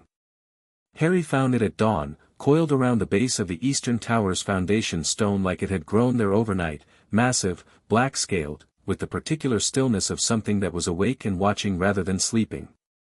About 8 feet of it was visible. He had no idea how much more was underneath the coil. He crouched down and looked at it. It looked back at him with copper-colored eyes and said, in the flat, carrying tone of something accustomed to being understood, you smell wrong for this time. Why are you here? Accident, Harry said, in the same tongue. Mostly. The snake's tongue tasted the air. Mostly is not entirely. No, Harry agreed. But the part that wasn't accident, I don't understand yet. A long pause. The snake's head moved slightly, a small precise adjustment. You speak the deep tongue without pain. Most speakers of your kind speak it like it costs them something. It used to, Harry said. It doesn't anymore. Why not? He thought about the Horcrux in his skull and the long 7 years of carrying it and then the moment in the forest when it had left him, and what that departure had felt like, not relief, exactly, but the absence of a weight so long held he'd stopped noticing it until it was gone. I stopped carrying the thing that made it hurt, he said. The snake considered this with the patience of something that measured time in seasons rather than minutes. There is a speaker here. The Dark One. He knows I am here. Does he come to talk to you? Every morning. He is. The snake paused, and the pause had a quality to it, waited. He is careful. He knows the deep tongue completely, but he holds himself very still when he speaks it. As if it is something he has learned to be ashamed of. Harry said nothing for a moment. The morning was still pale, the camp just beginning to stir. Would you mind if he knew we'd spoken? I do not mind what humans know of me. I have no politics. A beat. You are interesting, time-wrong speaker. Come again if you wish. It uncoiled from the stone with a liquid ease and disappeared into the long grass beyond the construction, and Harry watched it go and thought about Salazar Slytherin speaking the old tongue with held stillness and the particular loneliness of a language nobody else speaks without fear. He stood up and turned around, and Salazar was standing 10 feet behind him. From his expression, he'd been there long enough. They walked without discussing where they were walking, which seemed to be the way Salazar preferred things. Direction by implication, destination discovered on arrival. He moved with the economic precision of someone who never wasted motion, and he was quiet in a way that was different from Rowena's quiet. Rowena's silence was dense with processing. Salazar's silence was a preference, a chosen state, the quiet of a man who had decided long ago that most conversations weren't worth the energy and had very specific criteria for the ones that were. He led them to the edge of the camp where the tree line thinned and an old stone outcropping made a natural shelf, and he sat on it with his back to the camp, looking at the forest. Harry sat beside him without being asked and looked at the forest too. How long have you spoken it? Salazar said. Since I was 11. Naturally? Or learned? Naturally. I didn't know what it was until someone told me. Harry paused. In my time it's associated with dark magic. With a specific dark wizard. Most Parselmouths in history, apparently, traced their lineage back to him. And yours? Same. I inherited it from him, in a way. Not by blood. By something else. Something he did to me accidentally when I was a child. He looked at his hands. When he died, I thought I'd lose it. But I didn't. It stayed. He paused. I think it was mine before it was his. I think some of us just have it. And he was a reason for me to have it, but not the only possible reason. Salazar was quiet for a moment. In my time, he said, it is considered a mark of distinction. Not universal, some fear it, some distrust it, but among those who understand what it means, it is recognized as a sign of magical depth. An attunement to the oldest forms. He paused, and the pause had a complicated weight. I know what it becomes. I have always known, I think, that perception would shift. That it would come to mean something smaller and uglier than what it is. Does that? Harry stopped. Does it what? Does it factor into what you're building? Harry said carefully. The school. The disagreements. About who should be taught. Salazar looked at him with dark eyes that were very still and very direct. You know the shape of this argument already. From your history. I know one version of it. What version? That you wanted to restrict who could attend. That you believed certain students were undesirable. The word sat in the air between them. Salazar didn't flinch from it. That's the version that survived 1,000 years of retelling, he said. Yes. And in that version I'm the villain, Harry said, because there was no point softening it. You're the reason the school was divided. You're the reason the history of magical education has a wound in it. Your emblem is the symbol dark wizards chose for their movement, centuries after your death, because of what they believed you stood for.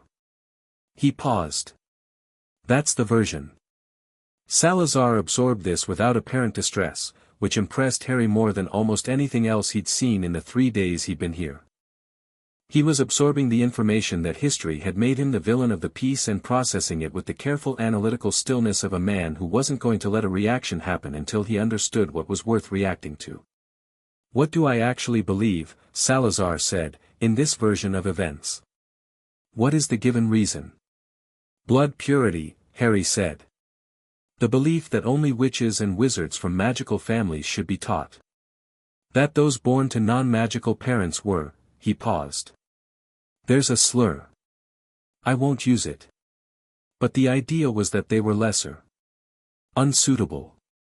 That, Salazar said, is not what I believe. Then tell me what you do believe, Harry said.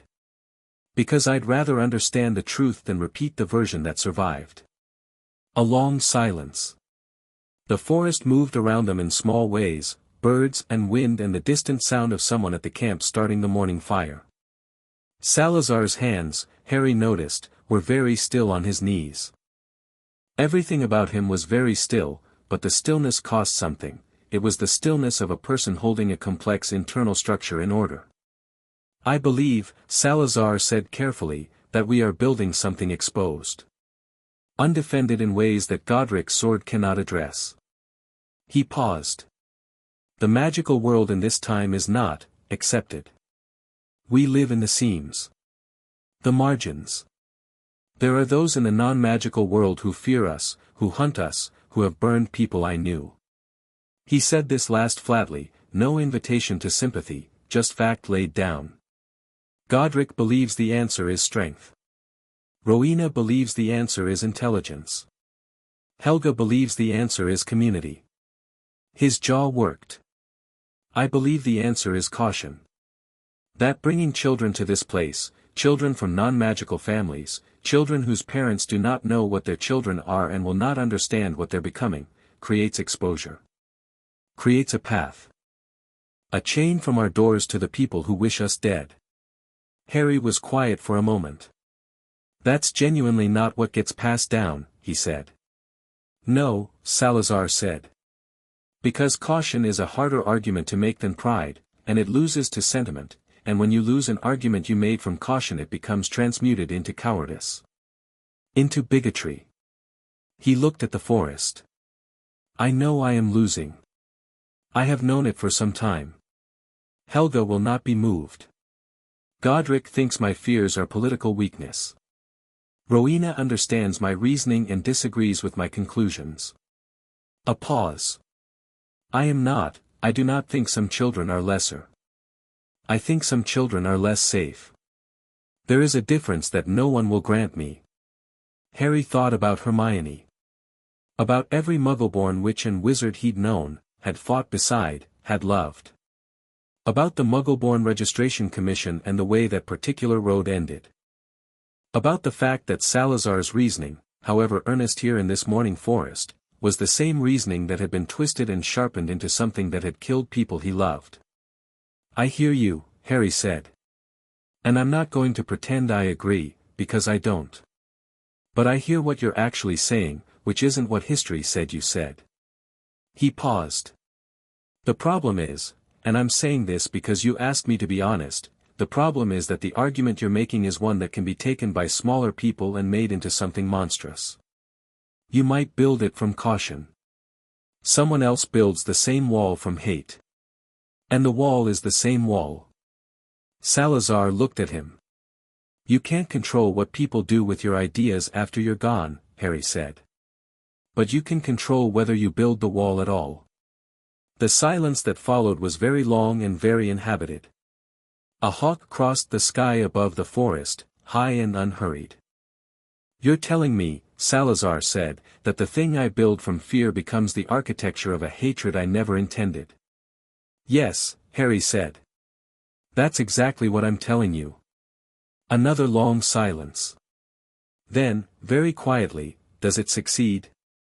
The hatred? In your time, did it win? It almost won, Harry said. We stopped it. But the cost was, he looked at his hands. The cost was everything we had, and some of what we didn't have, and people who should still be alive. Salazar closed his eyes for a moment. One moment. Then he opened them and his face was composed again, the architecture of his expression rebuilt with the speed of long practice. You stopped it, he said. You personally. With a great deal of help, Harry said. None of it was done alone. But you were central.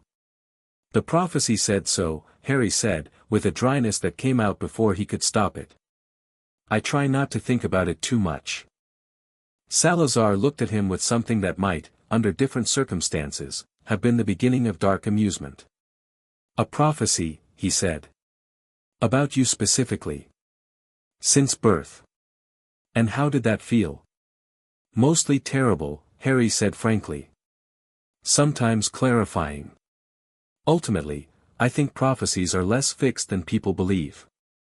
I think the universe offers shapes and people decide whether to step into them. He paused. I stepped into it because there was no one else. Not because the stars demanded it. Salazar studied him with those dark, measuring eyes. You are, he said, slowly, very different from what I expected when I heard someone had come through the time stones. What did you expect? A scholar. Rowena assumed a scholar also, which is why she's been disappointed by how little you care about theory. The faintest trace of something, not quite humor but adjacent to it, crossed his face. Or perhaps a politician. Someone sent intentionally with an agenda. I was studying an artifact alone at midnight, Harry said. That's the whole story. Why alone at midnight? Harry opened his mouth. Closed it. Because the honest answer was, because the days were too loud and full of people who looked at me like I was something that had survived when perhaps it shouldn't have, and alone at midnight was the only time I felt like myself. He settled on, I sleep badly. Salazar looked at him with the particular understanding of someone who recognized an incomplete truth but chose not to press it. The deep tongue, he said, shifting. You said it stopped costing you something. What does that mean? What does it feel like now? Like any language, Harry said. Like English. It just moves. There's no friction anymore. Can you feel the difference between languages? In the magic? Harry thought about it. Yes. English feels organized. Like walking on a road. Parseltongue feels, he tried to find the right description. Like walking in water. Moving in something that has its own current. You don't direct it the same way. Salazar was very still. That's accurate, he said. I've never heard anyone else describe it that way. Maybe they didn't want to admit it moves differently. Maybe, Salazar said. Or maybe they were taught to feel the friction and they mistook the friction for the language itself. He looked at Harry steadily. I want to show you something. A working. It requires Parseltongue as the casting tongue, which means I can't share it with anyone here. Godric has tried to learn even a word of it and it comes out as sound without meaning. Rowena's approach is purely intellectual, she understands it as a system but cannot feel it. He paused. Helga is the only one who has any sensitivity to it and she, a brief pause. She is kind about it. Show me, Harry said. The working was unlike anything in Harry's spell vocabulary. Salazar led him deeper into the forest to a clearing Harry hadn't been in before, small and dark, canopy too thick for much light, the ground soft with years of fallen needles. At the center was a rock formation that had clearly been worked, not recently, the moss was decades old, but intentionally, stones arranged in a loose spiral that Harry recognized as related to the standing stones he'd arrived through, smaller and less powerful but the same fundamental structure. Ward anchor, Salazar said. Pre-existing. Whoever built this camp before us was using it. I've been studying the frequency of it. He stepped into the spiral and looked at Harry. The magic in the anchor is in Parseltongue. Written into the stone itself. Not carved, spoken into the stone, which is a technique almost entirely lost now. He put his hand flat on the center stone and looked at Harry. What do you feel? Harry stepped in and crouched. Put his hand beside Salazar's. And felt it, not what he'd felt at the castle foundation, that young active forward-pressing energy, this was older and different. More lateral than vertical, spreading outward from the stone in pulses that had a rhythm like breathing. And under the rhythm, something that was almost linguistic, almost meaningful, in the way music was almost meaningful. It's saying something, Harry said, startled. Salazar looked at him. You can hear it? Not words. But the shape of words. The intention of it. He pressed his palm flatter against the stone. It's permission, he said slowly. It's saying this ground is permitted for something. Designated. Yes. Salazar's voice had changed, not emotional, but alive in a way that his careful neutrality usually suppressed. The stone was spoken over 100 years ago. By someone who practiced the old tongue as a foundational language rather than a secondary one. The designation is for sanctuary. For learning. The word isn't exactly shelter but it's in that family. He paused. What is it in your time? Harry thought about it, tried to follow the feeling of the word in the stone, the intention beneath the designation. Home, he said. The closest word is home. Salazar took his hand off the stone and stood and said nothing for a moment. His back was to Harry, which felt intentional, a moment of composure being rebuilt after something had gotten through the walls. Yes, he said finally. That's the word. Home. He turned back, composed. The working I want to show you uses this anchor. It requires both speakers, one to maintain the existing designation, one to add to it. He met Harry's eyes. I've been trying to add a protection ward for 3 weeks. The stone won't accept it from one speaker alone. It needs a harmonizing voice. Because the stone was built for 2? Harry said. Salazar blinked. Then, the most unguarded expression Harry had seen from him, he looked genuinely surprised. Yes, he said slowly. I believe so. I assumed it was a power requirement. But, he looked at the stone. 2 speakers. 2 intentions aligned. He looked back at Harry. Did you work that out just now? The stone is lonely, Harry said, which sounded absurd the moment he said it but felt completely accurate. Salazar stared at him. Then he made a sound that was definitively a laugh, short and genuine and clearly unexpected even to himself, and it transformed his face the way sun transformed a winter landscape, suddenly, briefly, with full commitment. The stone is lonely, he repeated. I've spent 3 weeks with resonance theory and frequency analysis and the stone is lonely. I've always been better at the feeling of things than the theory, Harry said. Helga, Salazar said, with something that was warmth despite every effort to contain it, is going to be insufferable when I tell her you said that.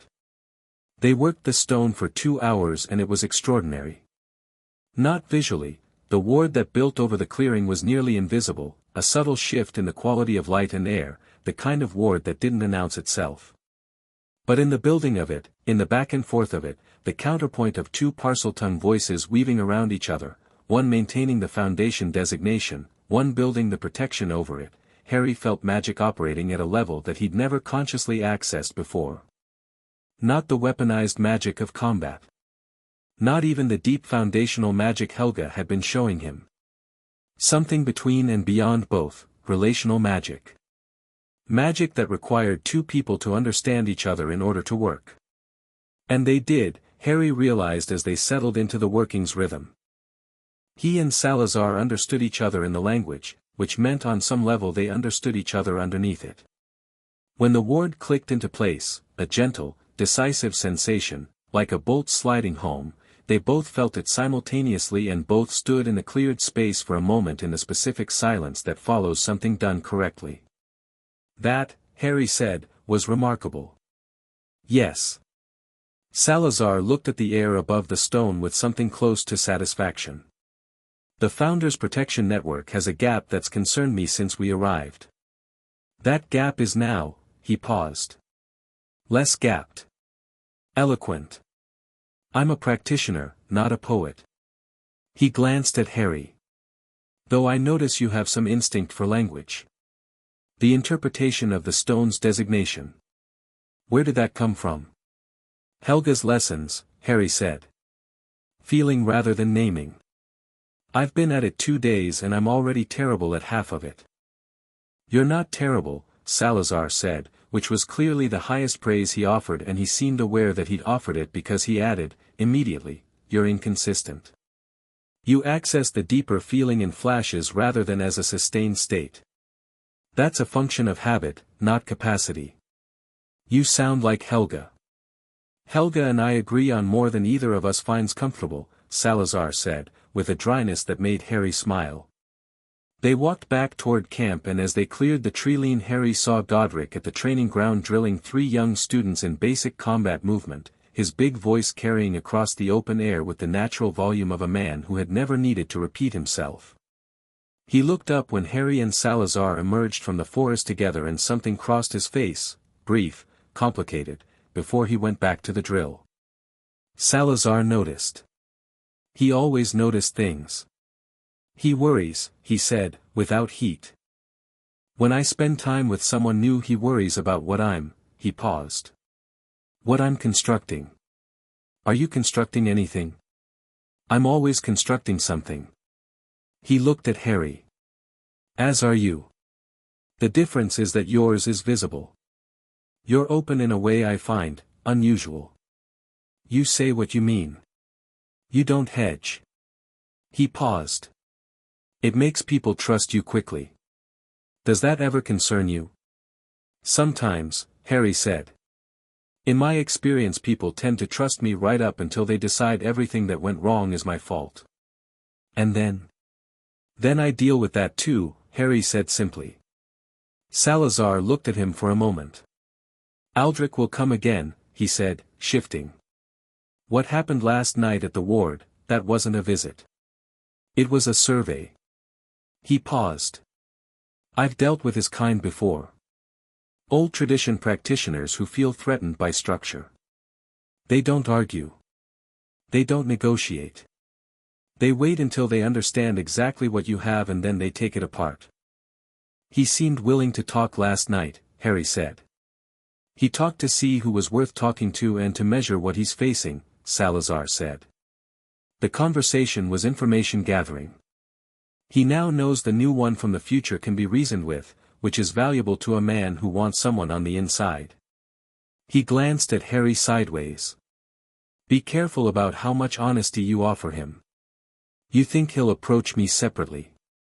I think he already has. The temporal comment at the ward, he was telling you he'd identified you. Making himself known to you specifically." A pause. "He's not stupid. He'll approach the person who seems most independent of the Founder's established positions." He looked at Harry steadily. "Which is you?" "I'm not independent," Harry said. "I have a position." "What position?" "The school gets built," Harry said. "That's not negotiable for me. Not because of Hogwarts, though yes, obviously. But because what they're doing here is right. The argument for it is sound and the result of it is real, and I won't be neutral about it." Salazar was quiet for a moment. "Even knowing how it ends? Between us?" "I don't know how it ends," Harry said. "I know one version. The version that survived 1,000 years of retelling." Something shifted in Salazar's face, not much, but enough. He looked at Harry with an expression that was, for the first time since they'd met, something close to unguarded. "What would you change," he said, "if you could? In the version you know?" "I'd have you stay," Harry said simply. The political structure of the Founders was visible as a weather system was visible. You couldn't see the pressure, but you could see everything bending under it. Harry spent the afternoon on the castle's second level, helping with construction alongside the workers in the basic practical way that felt more natural than standing around observing, moving material, holding alignment charms while others set stone, the physical collective work of building something. Helga had looked at him doing this the first time and given a nod that meant more than it appeared to. From up here he could see the camp, the forest, the 4 Founders moving through their days, and he started to understand the dynamic the way you understood a piece of music once you could hear all the instruments separately. Godric and Helga were the heart of it, not romantically, though there was a warmth between them that ran deep and old, but structurally. They were the ones who had made the first decision together, drawn the first plans, planted the first foundation stone. They argued constantly and agreed on everything that mattered, and their arguments were the productive kind that sharpened both of them. When the construction hit a problem, they were the ones who put their heads together first. Rowena was slightly apart, not isolated, but elevated in her own architecture, moving between problems and conversations as a solver rather than a participant. She cared about the project with a ferocity that she expressed through perfecting it rather than embracing it, and Harry had started to understand that this was her version of love, the relentless improvement of things she valued. She and Godric clashed on principle and respected each other completely and were both too proud to admit either. And Salazar was the fourth corner, and the fourth corner was showing the first cracks. It wasn't dramatic. It was quiet in the way fractures in stone were quiet, invisible until the weight applied was more than the structure could bear. Harry saw it in the way conversations sometimes shifted when Salazar entered them, in the careful calibrations everyone made, in the particular courtesy of people trying to hold something together by handling it gently. Salazar himself moved through the camp with his characteristic stillness and contributed more to the actual building than almost anyone except Helga. His understanding of foundational magic and ward structures was extraordinary, his architectural instincts precise and innovative, and he worked with a concentrated dedication that suggested someone who poured the things he couldn't say into the things he could build. Harry watched him work and thought, this is a man who loves this project and already believes he's going to lose it. That evening, with the towers catching the last of the day's light, Rowena found Harry on the castle's upper scaffolding where he'd taken to sitting after dinner, watching the sun go down over the forest. She brought her parchment and her circlet and nothing else, and she sat beside him on the plank and looked at the forest for a moment before she said, "The time turner. What about it?" "I've been thinking about the resonance theory. The idea that it goes where the user's magic calls it." She paused. "I ran calculations this morning. The temporal displacement from your era to ours is extraordinary. The energy required to span that distance shouldn't be available in a single device regardless of its design." She paused. "Unless the destination was already anchored." Harry looked at her. "Something here," she said carefully, "was pulling from your end as well as pushing from your end. A resonance at both termini. For that to work, the destination would need to have a signature. A magical frequency that was already familiar to you." She looked at him. "Something you had an existing deep connection to." Harry was quiet. "The foundation stones," Rowena said. "I've been mapping their frequency. It matches the resonance signature of the time turner's amber sand." She looked at him steadily. "The stones of this school called you here. Or rather, you called them, from 1,000 years away, because they're the thing you have the deepest connection to." Harry looked out at the forest, at the dark wall of ancient trees, at the sky going rose and gold above them. He thought about being 11 years old and crossing a lake in a boat toward lit windows in a tower, and the specific feeling of that, the recognition, impossible for a child who'd never been there, of somewhere that was his. "I know," he said quietly. Rowena looked at him. "You knew." "Not consciously. But when the time turner grabbed me, there was a direction. There was somewhere it was heading. I felt it but I didn't understand it until now." He paused. "It makes sense. I spent 7 years in that castle. 7 years in what will be those walls." He gestured at the half-built towers below them. "Of course there's a resonance. That's not an entirely rational explanation. Magic," Harry said, "rarely is." Rowena made a small sound that was approximately agreement with reluctance. "The other thing," she said, and her voice shifted, still precise, but something under the precision that was less controlled. "I want to ask you about the Patronus. You've been thinking about it since I showed you." "Since before that, actually. Since you arrived and I registered the nature of your magic. The Patronus is a fully externalized soul fragment. A piece of self given physical form by the most concentrated positive memory available. It's not a protection spell. It's a—" she stopped. "Tried again. It's an argument. Against darkness. A specific, personal, irreducible argument. I'd never thought of it that way, Harry said honestly. I have, she said. Since last night I've been thinking about what it means that a spell like that was developed. What problem it was solving. Because the Dementors it repels, those exist now, in my time. We know them. We avoid them. We have no counter for them. She paused. The man who invented the Patronus charm, he solved something we haven't solved yet. Or she, Harry said. Or she, Rowena agreed. And I want to solve it. She looked at the forest. Can you tell me, without telling me anything about the future, can you tell me what the theoretical basis of the charm is? Not who developed it. Not when. Just the mechanics. The mechanics, Harry said, are approximately what you already said. Memory as active agent, not passive fuel. The magic doesn't consume the memory, it expresses it. The shape of the animal is the shape of the self at its most honest. He paused. And the reason it works against Dementors specifically is because Dementors feed on despair. They can't consume a thing that has decided to be joyful. Joy isn't an absence of darkness. It's a separate substance. Rowena was very still. Did that help? Harry said. Considerably, she said, in a voice that was working very hard at being academic and not quite succeeding. Yes. That, she looked at her parchment. Harry. Yes. I want to tell you something that isn't a question or a theory. She said it like she was announcing she was going to do something mildly dangerous. You've been here 3 days. In 3 days you've done several things. You fought Godric to a draw and gave him the most useful tactical feedback he's had in years.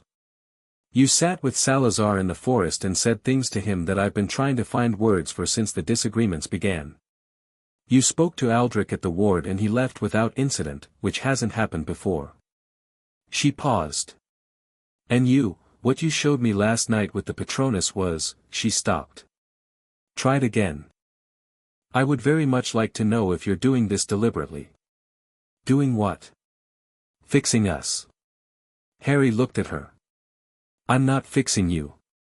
You don't need fixing. Individually, no. Collectively, she looked at the camp below, the fires coming on in the early dark, Godric's big laugh carrying across the open space, the warm smell of Helga's cooking. Collectively we are moving towards something that history has apparently confirmed ends badly. I know, Harry said. And you intend to, I intend to be here, Harry said. That's all. I'm not running a strategy. I'm just, he paused. I've spent my whole life being told what the story is supposed to be. What the ending is supposed to look like. And every time I've decided that the version of events where the good thing doesn't happen is unacceptable. He looked at her. The version where you four break apart and the school carries that fracture for 1,000 years, that's unacceptable. So I'm here. Just being here, Rowena said, with a precision that made the words mean something different than they'd meant when he'd said them. Just being here.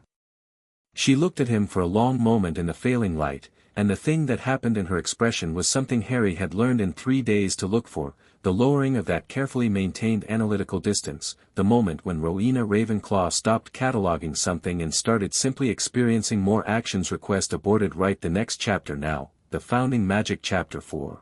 Architecture of the Mind. The ward broke at midnight. Not catastrophically, not the explosive failure of something overwhelmed by force, but the quiet, surgical failure of something that had been unpicked. Harry felt it the moment it happened, the monitoring charm he'd set at the Trilene pulsing twice against his wrist like a heartbeat interrupted, and he was out of his bedroll and through the tent flap in the same motion, wand in hand, bare feet on cold grass. The camp was quiet. No alarm, no shouting, no visible disturbance. 2 workers on the night shift were moving between the construction levels with lanterns, unhurried and oblivious. The fire had burned down to coals. The half-built towers stood dark against a sky full of stars. But the western ward was wrong. He moved toward it without running. Running attracted attention and he didn't know yet whether attention was the right response. The ward's edge was a sensation rather than a visible thing, a slight change in air pressure and magical density, and as he approached the western boundary he found a gap, a section roughly 6 feet across where the ward had been, not blasted, not overwhelmed, folded. Turned back on itself in a technique so precise it left no trace of force. This was done by someone who understood ward architecture at a foundational level. He crouched and studied it. The folding had been done from the outside.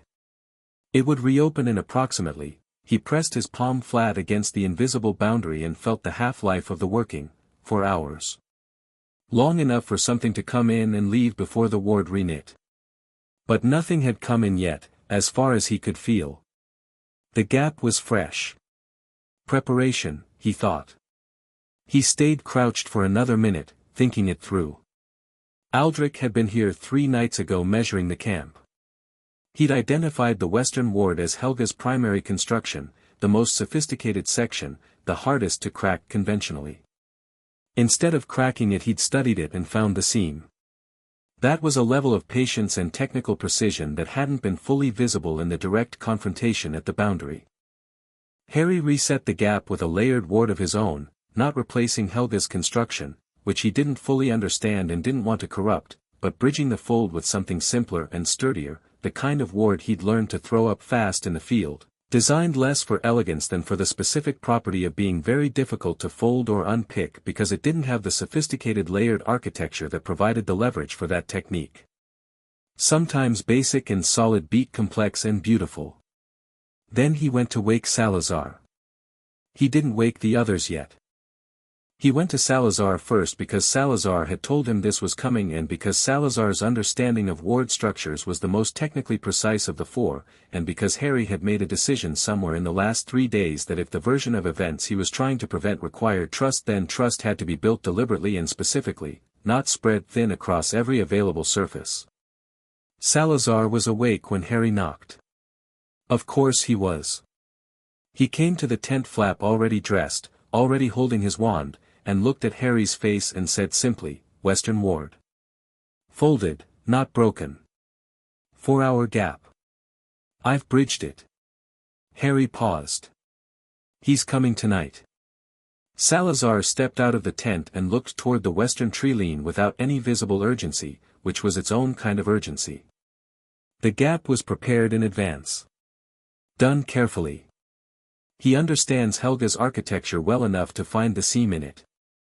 "He's been studying us longer than 3 days, Salazar said. "Probably since we broke ground." He looked at Harry. "You said he'd approach you separately." "You said that." "I said he would." "Has he?" "Not yet." Harry paused. "But I've been thinking about what that approach looks like when it comes. He's not going to try to recruit me with flattery. He's too precise for that. He's going to offer me something true." Salazar looked at him. "What true thing can he offer you?" "A way home," Harry said.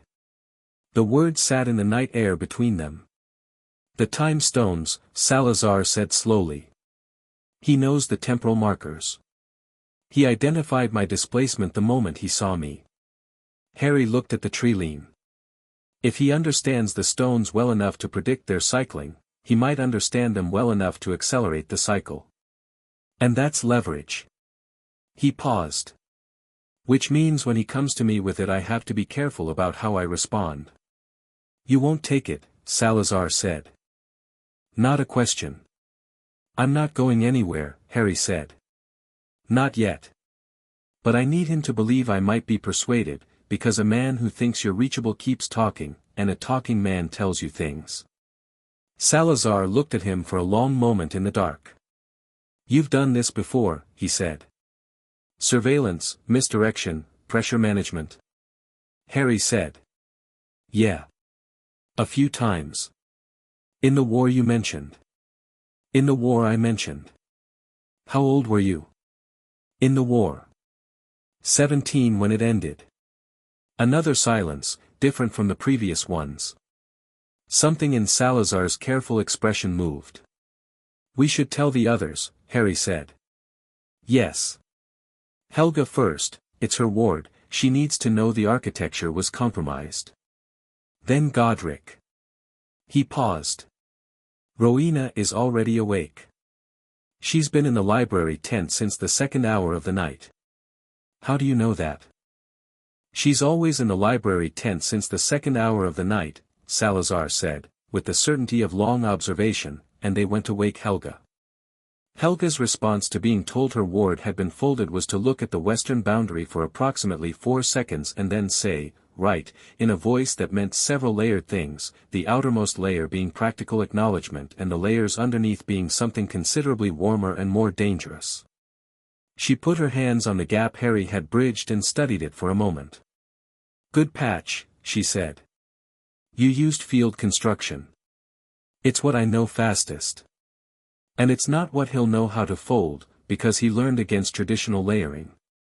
She pressed her palms flat. "I'm going to reinforce from the inside.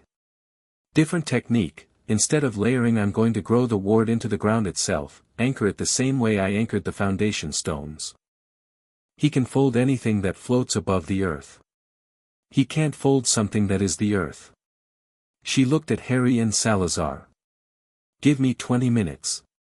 She went to work without ceremony or spectacle, crouching at the ward boundary in the dark in her nightclothes with both palms in the grass, and what she did was quiet and enormous. Harry, standing back to give her room, could feel the ground responding to her the same way it had responded during the morning exercises but amplified, the earth itself becoming the ward structure, patient and immovable. He thought, Aldrich is not wrong that she understands foundational magic better than almost anyone alive. And then, that is exactly why he's wrong about everything else. They gathered in the fire circle with the coals rebuilt to a proper blaze, all 5 of them. Rowena had appeared from the library tent when she'd felt the ward activity, parchment still in hand, ink on her fingers, and Harry laid out what he'd found and what he'd deduced and what he believed Aldrich intended. "Tonight," Godric said. The word was simple and committed. "Tonight was preparation," Harry said. "The gap was created to be used, not used immediately. He'll want the ward folded but he'll come when he's ready, not because the opening is available. He's patient. Then we have time to prepare." "We have some time," Harry said. "But preparation has to be careful. If he scouts the camp before he comes in and sees that we're positioned for a fight he'll delay again and fold a different section." He looked at Godric. "He can't see us ready. The camp has to look normal."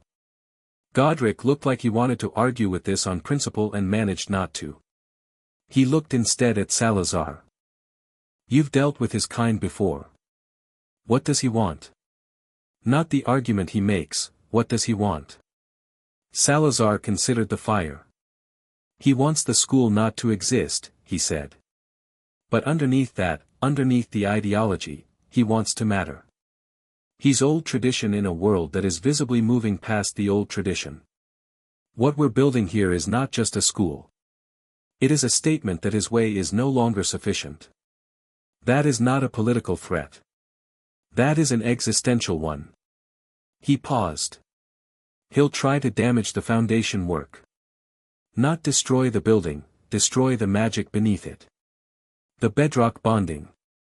If he can destabilize that he doesn't need to touch the walls." The silence that followed had weight. "The foundation stones," Helga said. "The bedrock anchor. The same technique he was studying tonight," Salazar said. "Your layered ward and the foundation bonding used the same fundamental architecture. He was learning it." Harry looked at Salazar. "The spiral clearing," he said. "The ward anchor we work together.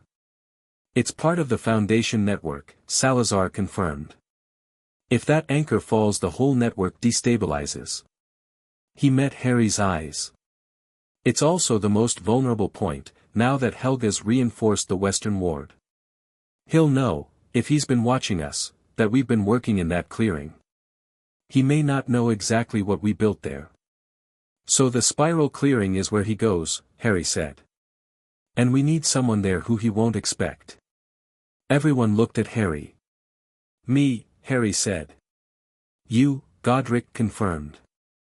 I'm the unknown variable, Harry said. He's assessed all four of you. He has a model of how you respond.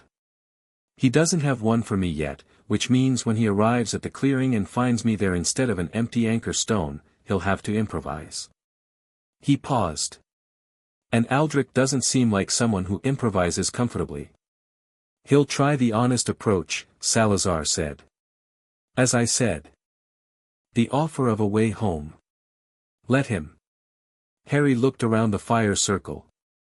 Where does everyone else need to be? Rowena pulled him aside before they dispersed to prepare. She didn't say anything at first, just walked with him toward the eastern tower and stopped there where the half-built wall blocked the firelight and made the dark more private. The time turner, she said. I finished the calculations tonight. All of them. Harry waited. The crack in the glass is not damage, she said. It was the device completing its function. It brought you here and it, finished. Like a seed that becomes a plant. The mechanism is expended. She looked at him steadily. But the chain is still live. The resonance is still active. The amber sand, she paused. The sand doesn't need the glass anymore because the glass was just the container for the sand, and the sand's destination was never the past. The sand's destination was, the foundation, Harry said. She looked at him. Helga showed me this morning, he said. When I do the grounding work, when I push down through the floor and find the deep earth, the chain gets warm. I feel the anchor stones. I feel the school. He held up his wrist, the chain gleaming faintly. I don't think it brought me here to visit. I think it brought me here because there's something I'm supposed to, he stopped. Do, Rowena said. Or leave behind. Yes. She looked at the chain for a long moment. If you perform a sufficiently deep foundational working, she said carefully, while the resonance is active, while the chain is live, you could anchor something permanently into the structure of the school. Something that would persist for 1,000 years. What kind of something? I don't know. That depends on what you, she stopped. Tried again. That depends on what you are, at the core of it. What the deepest expression of your magic is. She met his eyes. What's the deepest thing you have? Harry thought about it honestly, which meant he thought about the moments where he'd felt his magic most completely, not the most powerful spells, not the most complex workings, but the moments where it had been most him. The Patronus at 13, buying his friends time to change history. The shield he'd thrown over Neville when everything was falling apart. The moment in the forest when he'd walked toward death with his whole self and the choice had felt completely free. Protection, he said. Specifically, protection of people who can't protect themselves yet. Students. He looked at the half-built walls. That's what I have. Rowena was quiet for a long moment. The tower stones hummed faintly with the foundational magic Helga had grown into them. When this is over, she said. When Aldrich is dealt with and the immediate crisis is past, I want to attempt the working with you. Together. She paused. The resonance anchor will need a theoretical framework to hold the intention stable enough to root it into the stones permanently. I can provide the framework. You provide the actual magic, Harry said. The actual magic, she confirmed. Yes.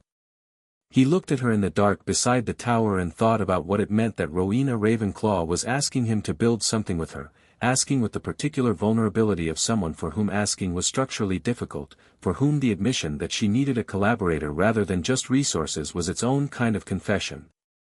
Yes, he said. Absolutely yes.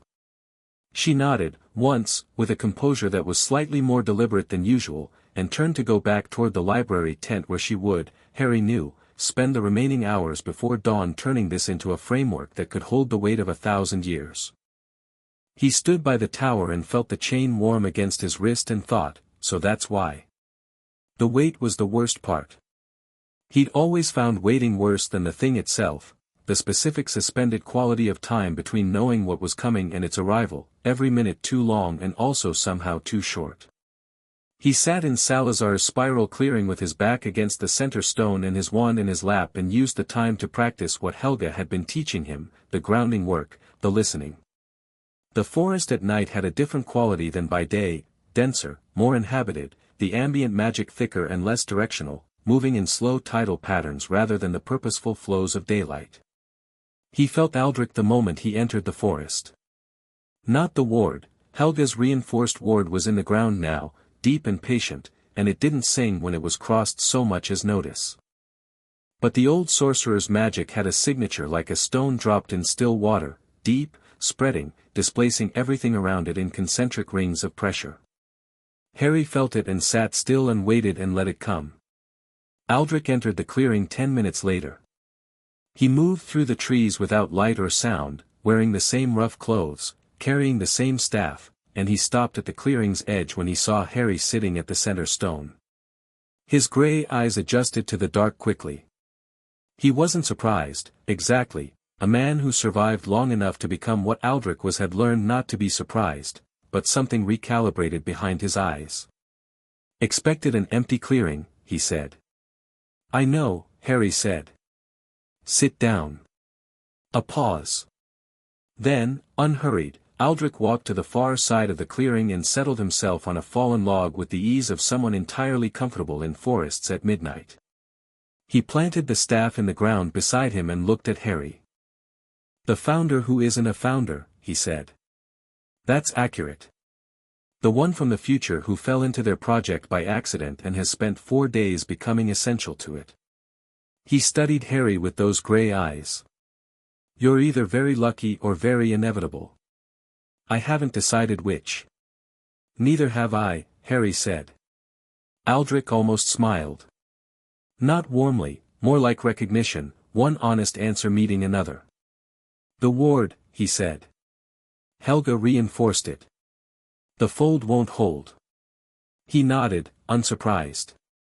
She's remarkable. I've been watching her work for 6 weeks. I've never seen anyone marry earth magic and ward architecture that completely. He paused. It's a waste. So you've said. I mean it genuinely. Not as criticism, as grief. He looked at the trees. She could have been the greatest foundational practitioner of this age or any age. Instead she's going to spend her life teaching children and reinforcing walls.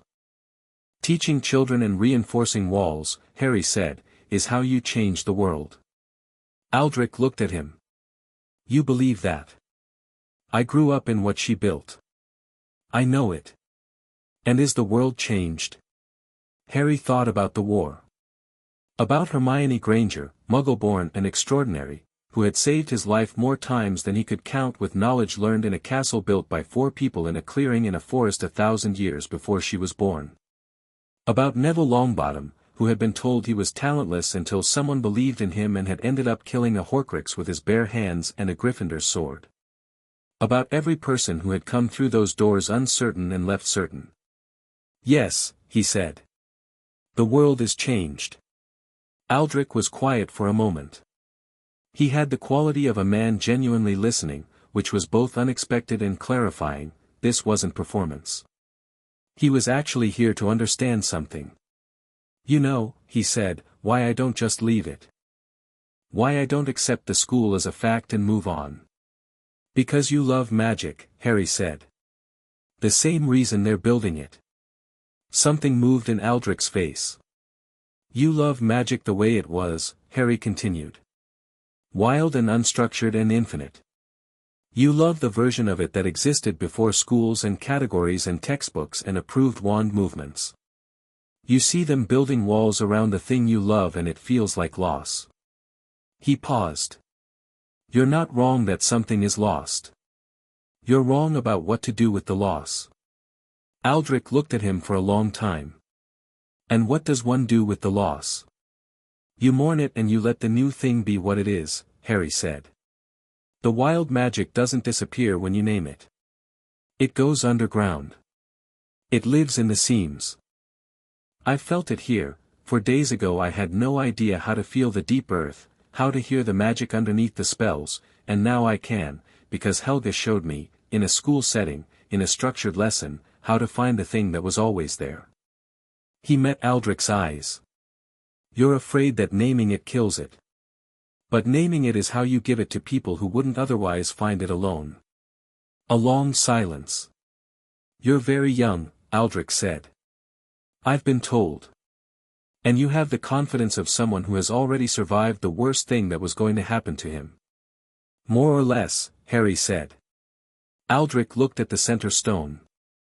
I came here to destabilize the anchor. You know that. Yes. You're sitting on it. Yes. Aldrich looked at him. You're not going to let me. I'm not going to let you, Harry confirmed. But I want to be clear, I'm not going to attack you unless you force it. I have no interest in fighting you. I'd rather you left. He paused. And then thought about what I said. And maybe came back. Through the front entrance, in daylight, to a conversation with all four of them. Because you have things worth saying and the way you're saying them is wasting everyone's time including yours. Aldrich stared at him. You're not going to win this through sabotage, Harry said. They're too good. Between the four of them they've already closed every hole you found. If you destroy the anchor I'll rebuild it, it's anchored to my magic now as well as Salazar's. If you break Helga's ward she'll just grow a better one. Rowena will identify every weak point in the foundation before you can exploit it. And Godric will be standing in front of all of it with a sword and several grievances. He spread his hands. You're not going to win the tactical version of this fight. And the philosophical version? Aldrich said. That you might win, Harry said honestly. Or you might lose. But it's worth having, because you're not wrong about everything, and they know that, and if you sat down with them like a person instead of circling like a threat you might actually change something. He paused. You won't stop the school. But you might shape what it teaches. Aldrich looked at the clearing, at the trees, at the center stone with Harry sitting on it in the dark with perfect calm. He looked like a man doing something genuinely difficult, which was reconsidering a position he'd already committed significant resources to. He stood up. Picked up his staff. I underestimated you, he said. People tend to, Harry said, without heat. I'm young and I arrived accidentally. It's a reasonable assumption. The offer still stands, Aldrich said. The time stones. I can accelerate the cycle. If you want to go home before the month is out. I know you can, Harry said. And I know you're offering it because you think I'm not fully committed to what they're building and might be moved by a way out. He looked at Aldrich steadily. I don't want to go home yet. And when I do, it'll be when the stones cycle naturally. Why? Because I'm not done, Harry said simply. Aldrich nodded once. And walked back into the forest.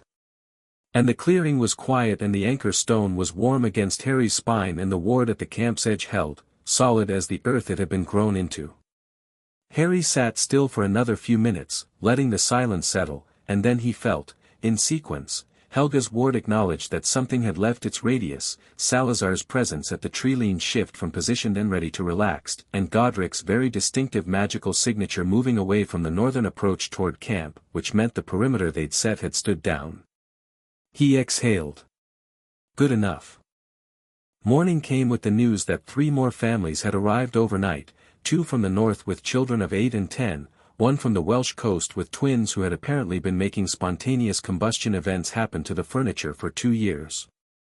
The camp's energy shifted upward with their arrival, a kind of forward momentum that was visible in how the workers moved and how the 4 founders responded. Helga was in her element, meeting the families with the particular warmth that made people feel like the frightening thing was actually fine, organizing lodging, getting the children settled, producing food from somewhere with the unconscious ease of someone who had never once in her life failed to have enough. Godric picked up the older child, a solemn 8-year-old boy who had not spoken since arriving, and showed him the construction, carrying him on his shoulders and explaining what each part of the building would become with the narrative enthusiasm of someone who genuinely believed this was the best possible use of time. By the end of the tour the boy was talking. Rowena took the twins aside and gave them a problem to solve, purely theoretical, no magic involved, a geometric puzzle she'd apparently been carrying in her pocket against exactly this kind of occasion. She watched them work and made precise, quiet suggestions, and when the smaller twin got it and looked up with that specific expression of someone who had just understood something they hadn't understood before, Rowena's face did the thing it did, the composure temporarily unnecessary, something genuine showing through. Salazar watched from the edge of the activity. He watched the children most specifically, with an expression that Harry had learned to read now, not coldness, but the careful management of something that wasn't cold at all, something that needed the distance to stay functional. Harry came to stand beside him. "He'll be back," Salazar said, without preamble. "Aldrich?" "Yes." "Differently." Harry paused. "I think he might actually come through the front this time." Salazar made a sound that wasn't quite skepticism. "What did you say to him?" "The truth," Harry said. "Approximately." "Which truth?" "That he loves the thing he's trying to destroy." Harry watched the children. "That love expressed as destruction is a waste." A long pause. "Is that what you think I'm doing?" Salazar said. "Expressing love as destruction." "No," Harry said. "I think you're expressing love as fear." "Which is different." He paused. "You're afraid of what happens to this thing when it encounters the world outside it. So you want to control the parameters before the encounter." He looked at Salazar. "But the world is the thing you're preparing people for. You can't armor them against it by excluding it." Salazar was quiet. "The children," Harry said. "Not abstractly, those specific children. The 8-year-old who just started talking because Godric carried him somewhere extraordinary. The twins who just understood that their minds work quickly and that's a good thing, not a terrifying thing." He paused. "Where were they born? Do you know?" Salazar looked at them. "No. Does it matter?" A very long pause. The longer pauses with Salazar were where the real work happened. He didn't perform thinking, he actually did it, which meant you had to let him. "No," he said finally. Very quietly. "It doesn't matter." "Then say that," Harry said. "Not to me. To them." Salazar looked at him, and the dark eyes were complicated with about 17 things at once, and Harry held the look without pressure, without hurry, and eventually Salazar looked away, back at the children, and his hands uncrossed from his arms and hung at his sides, which was for Salazar approximately the equivalent of anyone else opening a door. They did the working that afternoon. Rowena had been up since before dawn building the theoretical framework, and she laid it out for Harry at the long table in the library tent with the precision of someone who had converted an enormous intuition into an exact structure overnight. The parchment was covered in diagrams that were part mathematical, part magical notation, part something that was neither and both, the particular visual language of a mind that thought in systems. "The resonance chain," she said, touching the drawing of the time-turner's fused chain, "acts as the conduit between your magical signature and the Foundation network. But the conduit is one-directional at rest, it resonates with the stones but doesn't transfer anything. To make a permanent anchoring you need to reverse the directionality. Instead of the stones pulling your resonance to bring you here, your resonance pushes into the stones." She looked at him. "The framework I've built around the intention will hold the shape of it stable during the transfer. Without the framework the intention would diffuse into the Foundation network generally, which would have some effect but not a specific or lasting one. With the framework it goes in as a discrete structure," Harry said. "Exactly. A specific magical intention, anchored to the specific frequency of your signature, held in the deep foundation permanently." She paused. "Do you know what you want to anchor?" "Yes," Harry said. "Tell me." "I need to build the containing structure around the specific intention." Harry thought about how to say it. I want the school to know when someone inside it needs help, he said. Not in a surveillance way. Not monitoring. But the way a good teacher knows when a student is struggling before the student can ask. The way a home knows its people. He paused. I want the magic of the place to be responsive. To need. To be on the side of anyone inside it who is in genuine danger. He looked at Rowena. I want it to have a will toward protection. Built in. Not a spell that can be removed. A property. Rowena looked at him for a long moment. The room of requirement, she said softly. Harry went still. You mentioned a room, she said carefully. When you told me not to tell you the origin of the pensive concept. You said there was a room in the school that provided what was needed. She met his eyes. You weren't describing a room. You were describing a property of the building itself. Rowena, you're not creating the room of requirement, she said. You're creating the impulse that eventually becomes it. The will toward provision that manifests, over 1,000 years of magical development, in a specific room that provides specific things. She looked at her framework. This isn't accidental. This is the reason the time turner brought you here. She looked up. This is what only you could give, because only someone who knew what the school became could intend it specifically enough to anchor it correctly. The library tent was very quiet. I know, Harry said. You knew before I told you. I figured it out last night, he said. When I was sitting on the anchor stone in the clearing, waiting for Aldrich. I had a lot of time to think. Rowena looked at him with the expression she reserved for things that moved her framework significantly, the expression of someone recalibrating at the deepest level. Are you all right with it, she said, and the question was unexpectedly personal coming from her, the first time she'd asked about his emotional state rather than his theoretical understanding. Harry thought about it honestly. A kid named Neville Longbottom found a room once, he said. When he desperately needed somewhere to practice. The room had everything he needed, perfectly arranged, and he used it to teach 30 other kids how to defend themselves when no one else would. He paused. If what I'm about to do is the thing that made that possible, he looked at her. Yeah. I'm all right with it. She nodded. Then let's begin.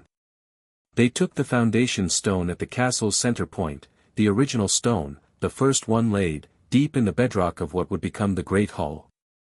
Helga had shown Harry where it was during the second morning's lesson, had put his hands on the ground and said feel there, that's the heartbeat, and it had been the first time he'd felt the school's pulse clearly. All 4 founders were present, which hadn't been planned but which felt correct the moment it happened, Godric standing to the north with his hand against the foundation wall, Helga crouching at the south with her palms in the earth, Salazar positioned at the east with the focused stillness of someone lending his full attention. Rowena stood beside Harry at the center stone and held the theoretical framework in her mind like a lantern, visible to Harry as a slight brightening in the ambient magic around her, the shape of her intention clarifying the space. Harry knelt on the ground and put both hands flat on the foundation stone. He felt the deep earth immediately, the school's heartbeat, young and strong and forward-pressing. He felt the time-turner chain warm against his wrist, the resonance alive between him and the stones, the frequency matching. He felt the 4 founders around him, their distinct magical signatures as different as 4 instruments in a room, all of them turned toward this. He thought about every student who would ever be afraid. Not abstractly. Specifically. The 11-year-old arriving on a boat across a dark lake, looking up at lit windows and feeling something enormous happen in their chest. The student sitting alone in a corridor crying for reasons they couldn't explain to anyone. The one who was being hurt and couldn't ask for help. The one who was brilliant and had no one to tell them so. The one who was going to be at the center of something terrible and needed the building itself to be on their side. He thought, I want you to know them. I want you to be for them. Not walls and rooms, a will. A will toward the students inside you. A will toward their safety and their need. The chain burned, not painfully but intensely, like the moment before a spell completes, the tipping point, and something moved from him into the stone, something that was entirely his and no spell he'd ever learned, something from the part of him that was most fundamentally Harry Potter, who had spent his whole life being protected by things that loved him before he understood what love meant. The stone rang. Not audibly, or not only audibly, something below sound, something in the bones. The foundation network received the intention and took it down, spreading it through the bedrock in the same slow patient way Helga grew her wards through the earth, and the castle above them, young stone, still damp with new laying, seemed to settle in a new way, a way that was different from the settling of weight and time. It was settled the way a living thing settles when it recognizes someone. The chain at Harry's wrist cooled. The amber sand in the cracked glass, still for 4 days, shifted once, in a slow spiral, and stopped. Harry let out a breath and sat back on his heels. Rowena's hand landed on his shoulder, briefly, the most physical contact she'd offered in the 4 days he'd known her, which made it mean more than it might have otherwise. Then it was gone and she was standing back and making a small precise sound of someone whose theory had been confirmed in practice. Helga, from the south, was crying in the uncomplicated way of someone for whom genuine emotion didn't require justification. She wasn't trying to stop it or manage it, just letting it happen, which was very Helga. Godric had his hand on the foundation wall and was looking at it with an expression Harry had never seen on his face, not pride exactly, because Godric's pride was loud and this was quiet. Something more like reverence. Something that required the loud parts of him to go still. Salazar looked at Harry from across the center stone. His expression was composed, as always, but his eyes were doing the thing they did when something had gotten through the walls, that barely perceptible aliveness, the thing that surfaced when the containment wasn't quite enough. He didn't say anything. He gave a single nod. Harry nodded back. Outside, beyond the construction, somewhere in the ancient forest that had stood here before any of them were born and would stand here long after, something, a bird, a wind, a motion of the world acknowledging a change, moved through the canopy in a wave that came toward the half-built castle and passed over it and continued south, and the morning after felt the same as the morning before except in a specific way that it didn't. The school had a new property now. And no one except the 5 people in the foundation stones would ever know exactly where it had come from, or when, or why, only that it was there, deep in the bedrock, permanent and patient, on the side of every frightened student who would ever need it. Harry stood up and brushed the dirt from his knees and looked at the walls going up around him and felt the time-turner chain cool and quiet against his wrist, its purpose completed, its urgency gone. One thing left, he thought. Aldrich. Chapter 5, What We Leave Behind. Aldrich came back on the 7th day. Through the front entrance. Harry was on the eastern scaffolding when he saw him, the big frame emerging from the tree lean onto the open approach to the construction site, staff in hand, unhurried, moving with the complete composure of a man who had decided something and was carrying the decision in his body. No circling. No ward testing. He walked straight up the center path toward the camp with the morning sun at his back and let himself be seen, which was its own kind of statement. Harry climbed down. He wasn't the first to reach Aldrich. Godric was already there, because Godric was always already there when something came toward them, sword not drawn but hand at his hip, that specific readiness. He was watching Aldrich with the alert stillness of a man who had spent a week preparing for a threat and was now recalibrating what the threat might actually look like. Aldrich stopped 10 feet from him. "I'm not here to fight," he said. "Good," Godric said. "Because I'd have to put the sword somewhere uncomfortable if you were." Aldrich looked at him with something that might, under significant provocation, become amusement. "I know your reputation, Gryffindor. I knew your father's." He paused. "Your father was also incapable of nuance." "He was a great man," Godric said, flat and certain. "Yes," Aldrich said, without sarcasm. "He was. Greatness and nuance are not the same requirement." He looked past Godric to where Harry had arrived at his shoulder. "You told me to come through the front." "You came through the front," Harry said. "I thought about what you said." He said it simply, no performance in it. "For 3 days I thought about it. I don't agree with all of it. He shifted his gaze to the half-built walls, the towers climbing against the blue autumn sky. But I was operating from a position that, he chose the word carefully. That had become more about what I was losing than about what was actually being destroyed. Those are different problems. Harry said nothing. Gave him the space to continue. The old tradition doesn't have to end, Aldrich said, still looking at the walls.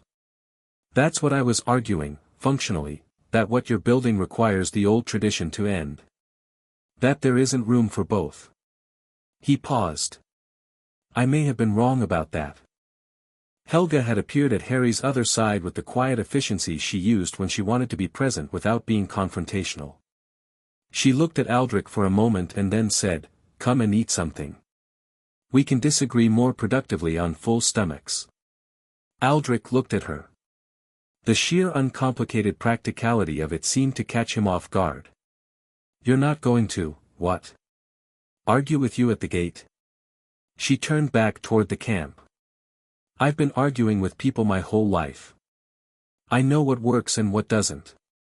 Standing in the cold accusing each other of things doesn't work." She glanced back. "Food, then argument. Come on." Godric looked at Harry. Harry shrugged.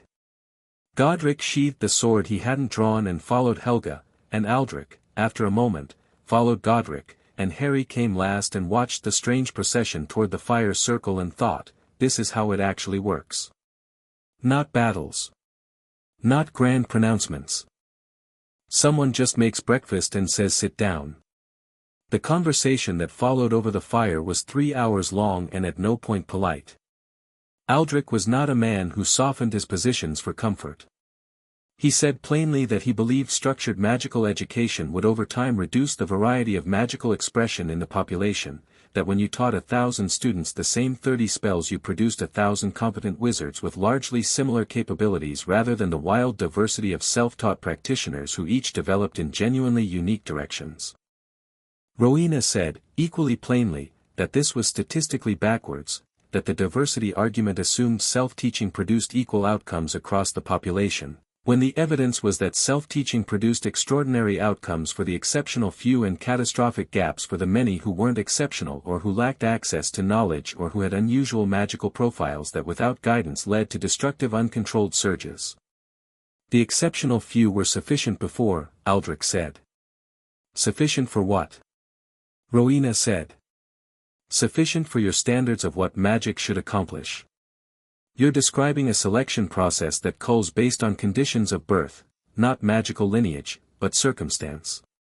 The child born near a library of magical texts has access that the child born in a village where no one can read doesn't. That's not wild diversity. That's stratification dressed as nature. Aldrich looked at her with what Harry recognized as the expression of someone encountering an argument they hadn't considered and finding it uncomfortably solid. He didn't concede it immediately, he wasn't that kind of person, but he folded it inward and worked on it, visibly. Godric, for his part, had entirely stopped pretending he wasn't deeply interested in the conversation and was sitting with his elbows on his knees and his chin in his hands like a student, which was probably the most surprising thing Harry had seen all week. The instinct magic, Aldrich said, after a silence. The kind that has no name. The kind a child does before anyone teaches them anything. Will you teach that? Yes, Helga said. That's where we begin. Not with named spells.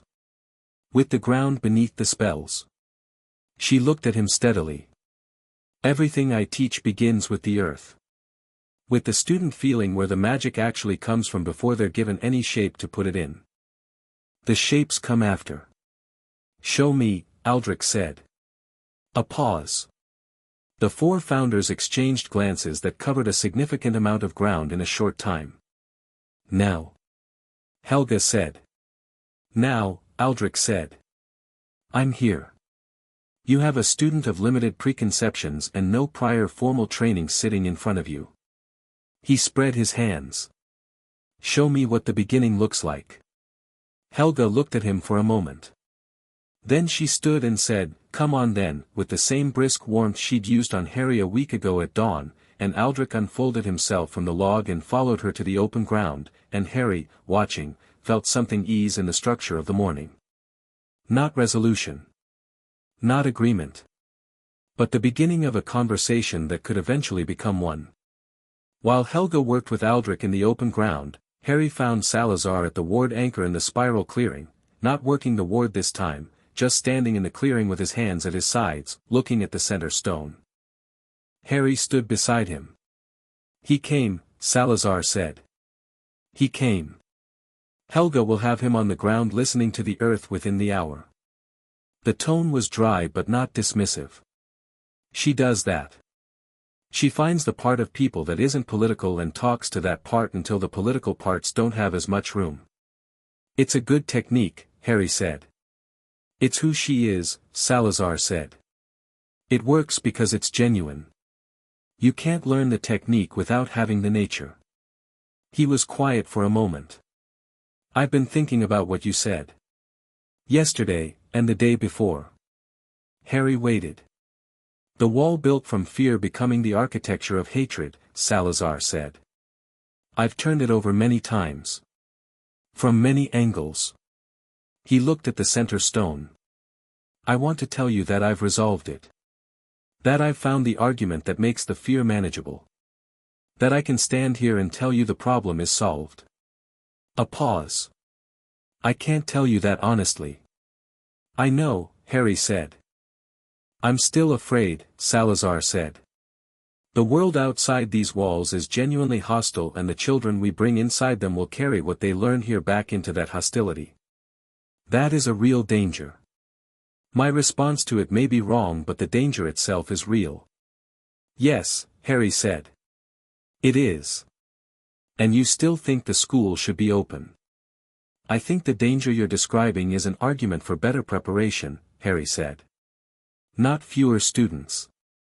The answer to the world being hostile is teaching people to handle hostility, all kinds, from all directions. You can't prepare someone for a world you've filtered out of their education." Salazar turned this over. "You taught yourself to handle it." "I was dropped into it unprepared at 11 and nearly died about 17 times as a result," Harry said. "I'm not recommending my method." Salazar's expression moved toward that fractional darkness adjacent to amusement. "And yet here you are." "Here I am," Harry agreed. "Relatively intact."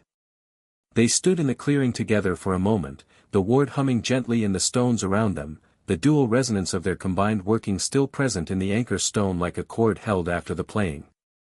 "I'm going to stay," Salazar said. "For now. I want to see what it becomes. The first year of it." He paused. "I can't promise the disagreements will end. They won't." "I know," Harry said. "But," he stopped. "Tried again. You said the version of events that history kept was a version where I left. I am aware that the same fears I carry now are the ones that drive that leaving in your account." He looked at Harry with dark eyes that were stripped, momentarily, of most of their careful architecture. "I don't want to be the wound in the thing I helped build." "Then don't be," Harry said simply. "It's not, I know it's not simple," Harry said. "I'm not saying it's simple. I'm saying the direction is simple, even if the path isn't." He looked at him. "Every day you stay, every day you choose this instead of the alternative, that's you not being the wound. That's it. That's all it is. You do it one day at a time." Salazar looked at him for a long time. "How do you know that?" he said. "That it can be done one day at a time." "Because that's how I survived the war," Harry said. "Every morning. One day. That's the whole method." A very long silence. The forest moved around them in small patient ways. "You're going to leave soon," Salazar said. It wasn't a question. "The stones cycle in 2 days," Harry said. "Rowena's calculations. She's confident. Are you ready?" Harry thought about it honestly. About Hermione and Ron and the world he'd left behind, the good parts of it, the hard parts, the persistent feeling that he'd been walking through his own life slightly sideways since the war ended, never quite finding the angle from which it made complete sense. "Yes," he said. "And no. But that's always been true." Godric found him that evening. He appeared at Harry's tent flap as the sun went down, which given Godric's usual communication style was itself significant. He was a man who said things in the open with volume, not a man who came quietly to tent flaps at dusk. Harry let him in. They sat on opposite ends of the bedroll in the small tent space, and Godric looked at his hands for a moment in a way that suggested he'd rehearsed this, and the rehearsal wasn't helping. 2 days, Godric said. 2 days. Right. He rubbed the back of his neck. I'm not good at this part. The part where you say something because it needs to be said rather than because you're about to do something about it. You're doing fine, Harry said. I haven't said anything yet. You've said more than you think. Godric looked at him with an expression that was exasperated and fond simultaneously, and then he blew out a long breath and said, You changed things here. This week. You changed what this is going to be, and I know that and you know that, and in 2 days you'll be gone, and 1,000 years from now someone will sit in the school we're building and have no idea that any of this happened. The school will know, Harry said. I put something into it. I know you did. I felt it. Godric put his hand flat on the tent floor, involuntarily, as if he could feel the foundation from here. I felt it happen, and I don't have the words Rowena has or the understanding Helga has, but I felt it, and it was, he shook his head. What you put in there. What that was. Protection, Harry said. On the side of anyone who needs it. Where did it come from? Godric said. I mean, what part of you? Where did you learn to have that? Harry thought about a woman throwing herself over a baby in a crib in Godric's hollow while green light filled the room.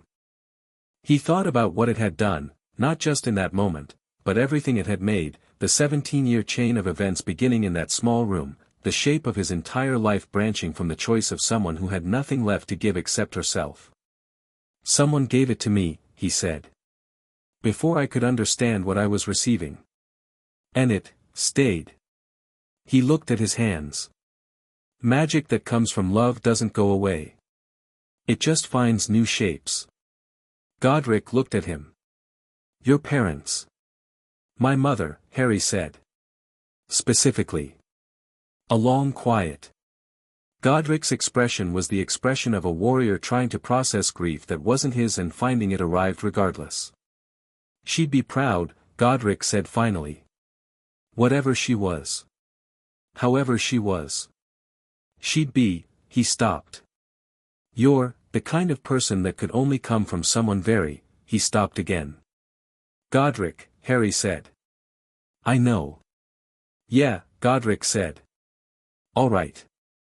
He cleared his throat enormously. The combat techniques you showed me, he said, pivoting with the determination of a man who has decided the emotional portion of the conversation is complete. I want to keep developing the feint work after you're gone. The eye reading. I need someone to train against. Salazar, Harry said immediately. Godric blinked. He's precise and he watches everything and he'll tell you exactly what you're doing wrong without softening it, Harry said. And you sparring together regularly is, trust building. You need that. Both of you. Godric stared at him. You're fixing us, he said.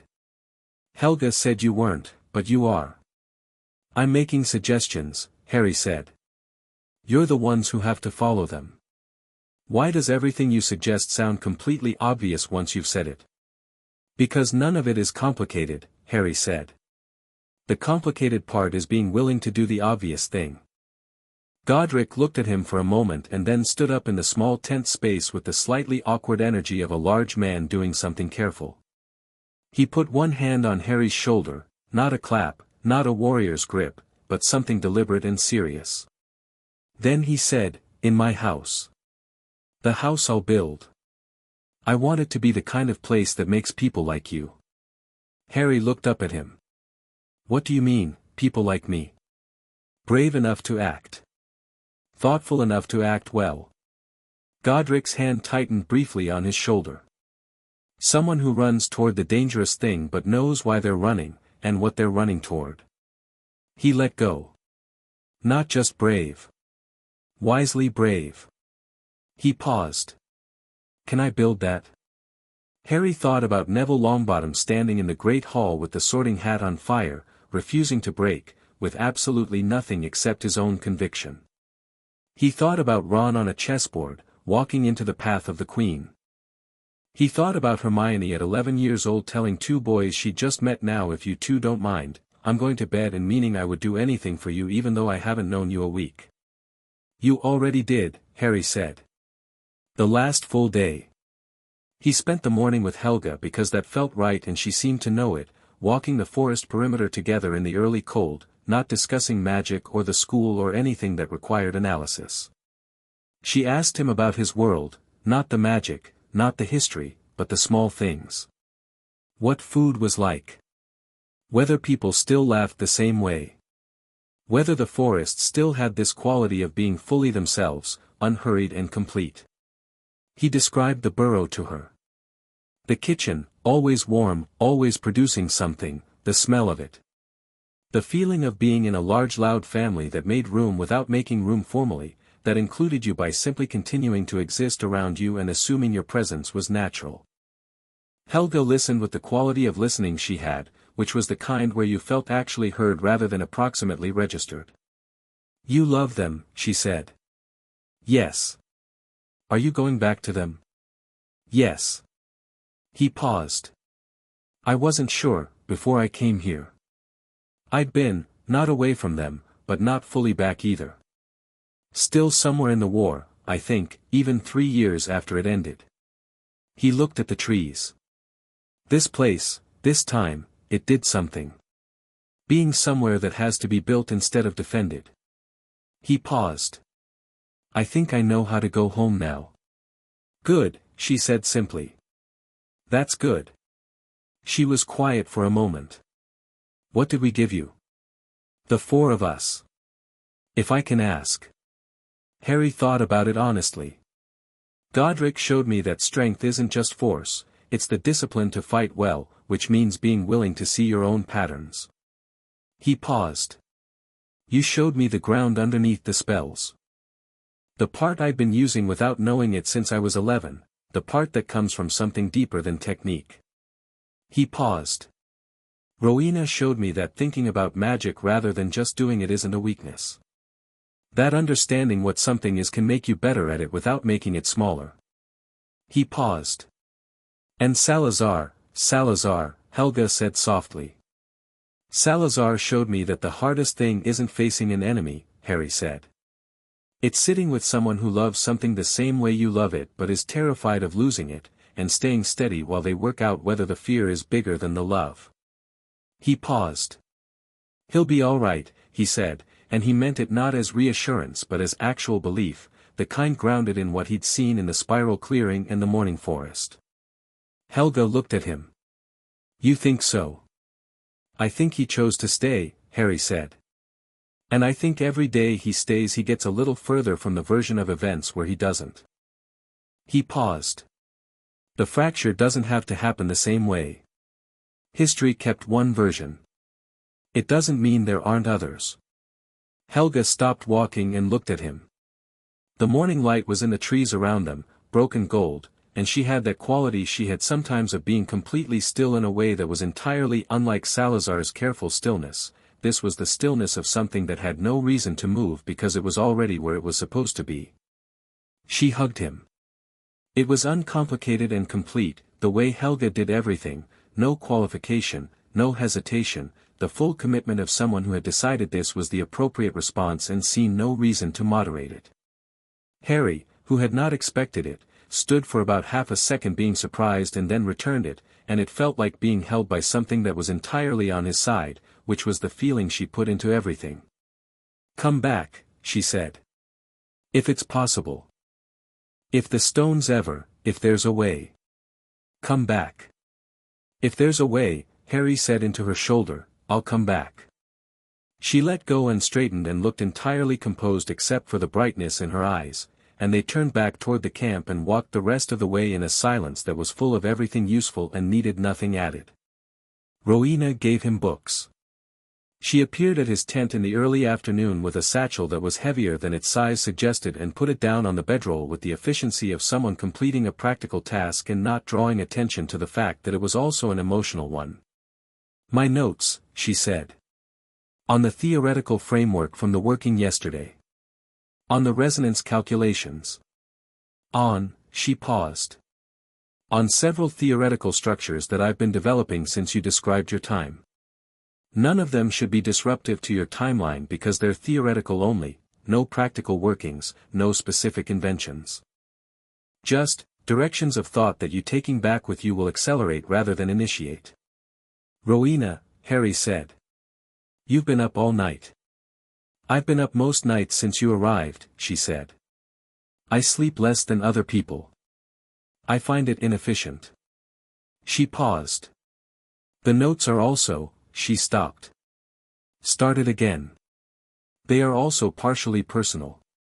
Questions I've wanted to ask about your time that I haven't asked because they're not theoretical. Things I wanted to know for their own sake." She looked at him. "You don't have to read those parts." "I'll read all of it," Harry said. She looked at him and the analytical distance dropped entirely, which had been happening more frequently in the last 2 days and which Harry had stopped trying to pretend he didn't notice. "What you put into the foundation," she said. "The will toward protection. The thing that wants to be on the side of the frightened student." She paused. "I felt it happen. I helped it happen. And I felt, when it settled into the stones, I felt what it was, underneath the magical structure." She looked at him steadily. "It was you. The actual core of what you are. And it was, enormous. Not powerful in the combat sense, not impressive in the technical sense. Just," she searched for the word. "Large," Harry offered. "Yes," she said. "Unexpectedly, quietly large. The way mountains are large, not because they perform it, but because that's simply what they are." She looked at her hands. "I've met extraordinary practitioners. I'd be arrogant to pretend I'm not one myself. But I've never met anyone whose core intention was that specific and that." She stopped again. "Rowena," Harry said gently. "Pure," she said, and said it the way someone says a word they've been avoiding because it's the most accurate one and accuracy sometimes costs something. "Pure is an imprecise word but it's the right one. Your intent toward protection is without ambivalence. Without self-interest. There's no part of it that's about you." "That's not," Harry started. "Harry," she said, with a precision that closed the argument before it formed. "I built the theoretical framework for that working. I was inside the structure of your intention while it transferred. I know what was there." She met his eyes. "Don't argue with me about something I've measured." He stopped arguing. She looked at him for a moment more with an expression that was composed and also completely open, both things simultaneously, the way only a person of real intelligence could manage, holding two contradictory internal states without resolving them into something more comfortable. "I'm going to name something after you," she said. Harry blinked. "What?" "The property. The foundational working. In my notes, I need to name it for reference, the theoretical framework for permanent intentional anchoring via personal resonance." She paused. "I'm calling the framework the Potter methodology." He stopped. Thought about the fact that somewhere in 1,000 years of magical history there might be a theoretical paper referring to the Potter methodology and no one would have any idea who Potter was or why he had a methodology or what he'd been doing in a forest in medieval Scotland at the founding of the greatest magical school in the world. "That's perfect," he said. The corner of her mouth moved, and this time it completed the journey, a real smile, brief and full, the kind that rearranged everything in her face, and Harry stored it like something rare and worth keeping. She picked up her empty satchel and turned to go. At the tent flap she paused. "Harry." "Yes." What you said. About the Patronus. That joy isn't an absence of darkness, it's a separate substance. She kept her back to him.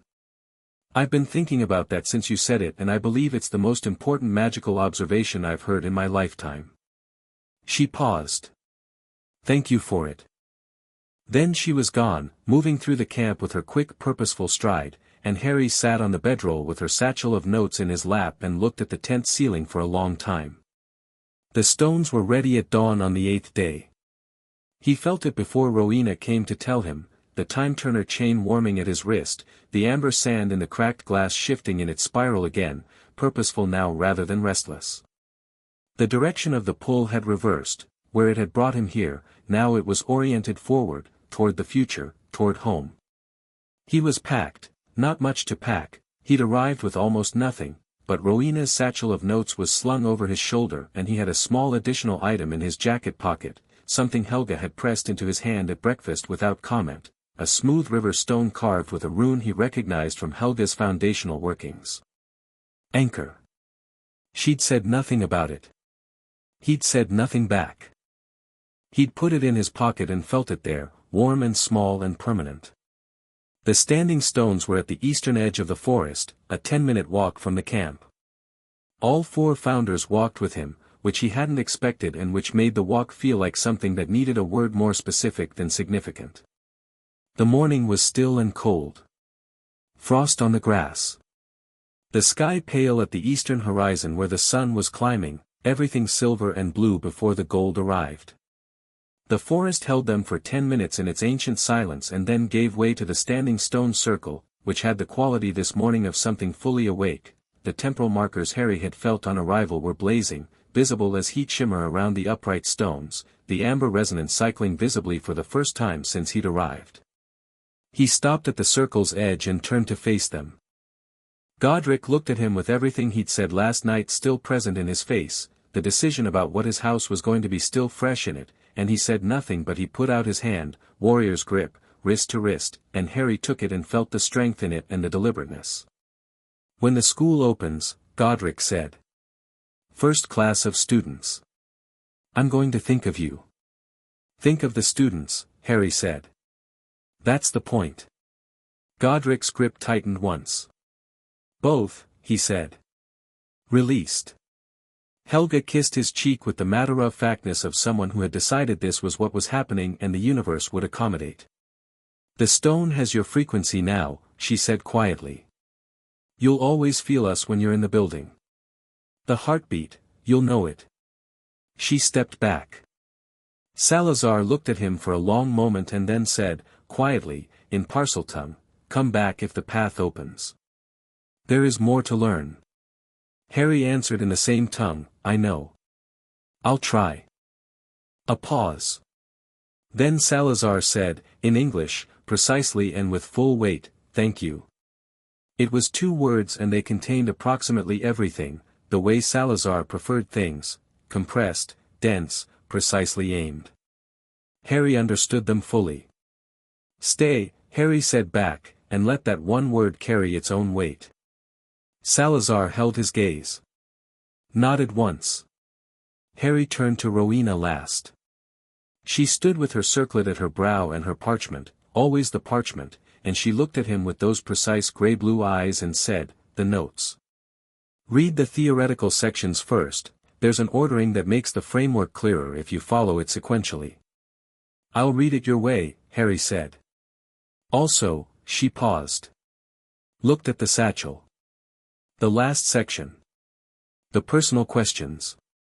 She looked back at him. You don't have to answer them. But if you, she stopped. I'll answer them, Harry said. How do I get the answers back to you? It's 1,000 years. She smiled, the real one again, brief and transformative. You'll find a way, she said. You're unexpectedly resourceful. He laughed, and she made a small sound that was close to the same thing, and it was the best exit he could have asked for. He stepped into the circle. The standing stones responded immediately, the amber resonance intensifying, the temporal markers flaring, the deep bass resonance of the time-working building from the ground upward through the soles of his feet. The chain at his wrist burned, orientation forward, everything aligned. He looked at the four of them standing at the circle's edge in the early morning light. Godric, red gold and enormous, already the legend he would become and also just a man who had asked to be wisely brave. Helga, small and solid and the truest expression of the thing they were all trying to build. Rowena with her parchment, with the real smile still present in the corners of her expression. Salazar, precisely still, dark-eyed, choosing to stay, one day at a time, beginning this morning. The standing stones screamed amber light. Harry held the image of their four faces as the world went sideways, not violently this time, not grabbed and pulled, but smoothly, like a tide going the right direction, and he fell forward through the light toward a world 1,000 years away that he'd learned, finally, in the most literal possible sense, where it came from. The Department of Mysteries. He hit the floor and rolled and came up in a crouch with his wand in his hand before the light had fully faded, old instinct, irreducible. The room was exactly as he'd left it. The examination table, the spelled glass of the containment frame, except the containment frame was empty, the time turner gone, the amber burn marks on the table the only evidence that something had been there. The lights were the same cold ministry lighting. The walls were the same walls. But it was different. The room smelled the same, ozone and old decisions, but underneath it, very faintly, like something heard in a shell, was something else. Earth and pine and the particular sharp cold air of very early morning in a forest that had never been managed. He stood up slowly and looked at the room. His wrist was bare, the chain was gone, fully dissolved, the skin beneath it unmarked except for a faint warmth that faded as he stood there. The cracked glass of the time turner had also dissolved, taking the amber sand with it, the whole device simply, done. Used up completely. A seed that had become what it was always going to become and had nothing left to be. He put his hand in his jacket pocket and found the anchor stone. Smooth, warm, the rune under his thumb. He put his other hand flat on the floor. And felt it. Immediately. The heartbeat of the building, the deep foundation magic that was fully present in every inch of Hogwarts structure, and underneath it, underneath all of it, the dual resonance of his own signature woven into the bedrock alongside Salazar's, permanent and steady, placed there 8 days ago and 1,000 years ago simultaneously. I know you, the building said, in the language of warmth and ground. I know, Harry said back, without speaking. He sat on the floor of the Department of Mysteries with the anchor stone in his palm and the school's heartbeat under his hands and stayed there for a while, not because he was injured or disoriented but because it was good to sit here, to feel this. To know the thing he'd grown up inside, this building that had been home when nothing else was, to know where it came from and what had been put into it and why it had always felt the way it felt. He was here for about 20 minutes before the door opened and Petra appeared on the stairs with her notepad and her expression of someone who had arrived expecting to collect data on a minor irregularity and was rapidly revising upward. She looked at the empty containment frame. At Harry on the floor. At the anchor stone in his hand. At the fact that he was wearing an expression she clearly hadn't seen on him before. You're back. I'm back, Harry confirmed. The time turner, gone. Used up. I'll explain it in the report. He stood up, brushing his knees. He picked up Rowena's satchel from where it had landed beside him, still there, the notes inside intact, and slung it over his shoulder. How long were you gone? Petra said, pencil raised. 8 days, Harry said. Give or take 1,000 years. She wrote something in her notepad with the steady diligence of a person who had decided her job required her to write down everything, including things she didn't understand yet. Harry looked at the empty room. The examination table, the spelled glass, the walls of the Department of Mysteries doing what they always did, holding the weight of questions that didn't have easy answers. Petra, he said. Yes. I need to take a week off. He paused. I need to go see my friends. She looked up from her notepad. You have friends? He laughed, which surprised her and surprised him slightly, a full easy sound, the kind that lived in the chest rather than just the throat. Yeah, he said. I do. He went to the burrow first. Because of course he went to the burrow first, there was really nowhere else he could have gone, no other beginning point for the part of his life that came after this. The burrow at mid-morning in October was orange-leafed and warm-windowed and smelled of bread and something that might have been Molly Weasley's catastrophically good cooking from 50 meters away. A chicken was doing something complicated in the garden. One of the gnomes was perched on the fence post apparently just watching the countryside, which seemed like a new development in gnome ambition. Harry stood at the gate for a moment before going in. He did this sometimes, stood at the threshold of things before walking through them, not from hesitation but from the habit of presence, the practice of being actually here rather than somewhere slightly adjacent. It was a habit he'd been developing for the last 3 years without understanding entirely where it came from. He thought now that it was the war's gift, the specific thing the worst experience of his life had given him, the ability to recognize good moments at the moment of their occurrence rather than only in retrospect. The door opened before he knocked. Hermione stood in the doorway in the specific way she stood when she'd known you were coming, because she always knew you were coming before you knocked. She had notification charms on both gates and the back garden and possibly the gnome. She looked at him with her brown eyes, precise and warm simultaneously, always both, and then she looked at all of him the way she looked when she was taking a complete inventory rather than just a surface reading. You look different, she said. Do I? Yes. She stepped back to let him in. Not older. Not, I don't know exactly. Less like you're waiting for something bad. He thought about that. I think I went somewhere and it settled something. He paused in the doorway. I'll explain the whole thing. It'll take a while. I have time, Hermione said. Ron's in the kitchen eating everything that survived breakfast. We have tea. She paused. Harry. Are you all right? Yes, he said, and meant it in a way he hadn't meant it in a long time, not the reassuring yes of someone who decided the question didn't need a real answer, but the actual yes of someone who had checked and found that the thing asked about was genuinely true. Hermione looked at him for another moment. Then she did something she rarely did without warning, she hugged him, quick and tight, her arms around him with the ferocity of 3 years of watching him walk slightly sideways through his own life. Good, she said, into his shoulder. That's good. Come inside. He came inside. He sat at the Weasley table, that enormous battered table that had held every version of his life that was worth keeping, and drank tea and ate whatever Ron had not yet eaten of the breakfast remnants and let the conversation move around him. Ron had 3 different opinions about Quidditch developments and also a story about a Confundus charm gone wrong on an Auror training exercise that was genuinely very funny and involved a chicken.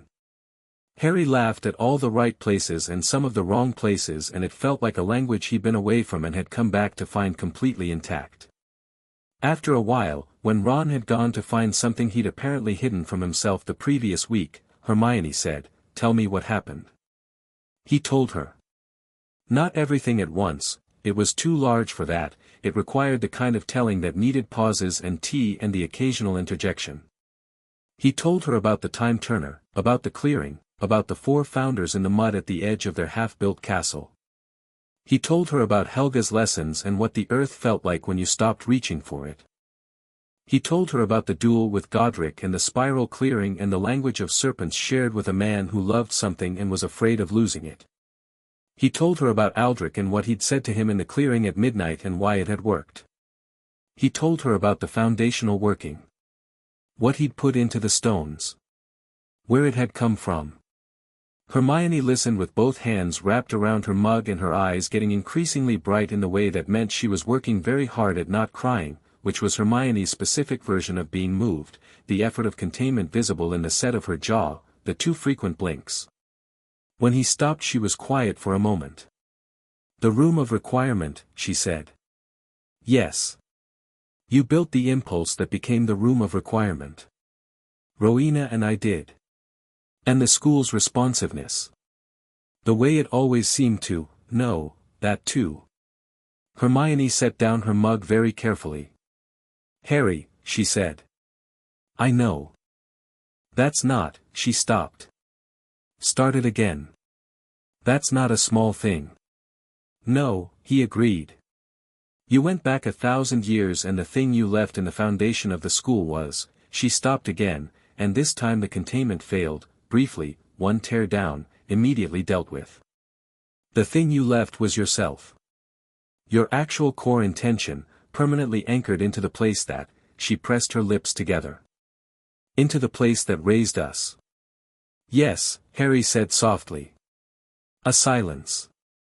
The burrow kitchen settled around them in its warm particular way, the fire low, the smell of bread, the chicken possibly still doing something complicated in the garden. Rowena Ravenclaw, Hermione said carefully, wrote a theoretical framework for the working and called it the Potter methodology. Yes. And those notes are in the satchel. Yes. She looked at the satchel on the table with an expression that Harry recognized as the most Hermione expression in her entire repertoire, the expression of someone facing something so significant that even she was not entirely sure of the correct response to it. Can I read them? She said. I was going to make you promise to read the theoretical sections in order, Harry said, but that's apparently a Rowena Ravenclaw instruction and I feel like you'd follow it naturally.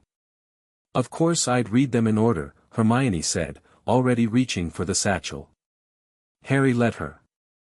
Ron came back downstairs eventually and found them at the table together, Hermione 3 sections deep into a 1,000-year-old theoretical framework with a self-inking quill making notes in the margins, and Harry with his hands wrapped around his 4th cup of tea and an expression that Ron apparently had not seen before because he stopped in the doorway and looked at him for a moment.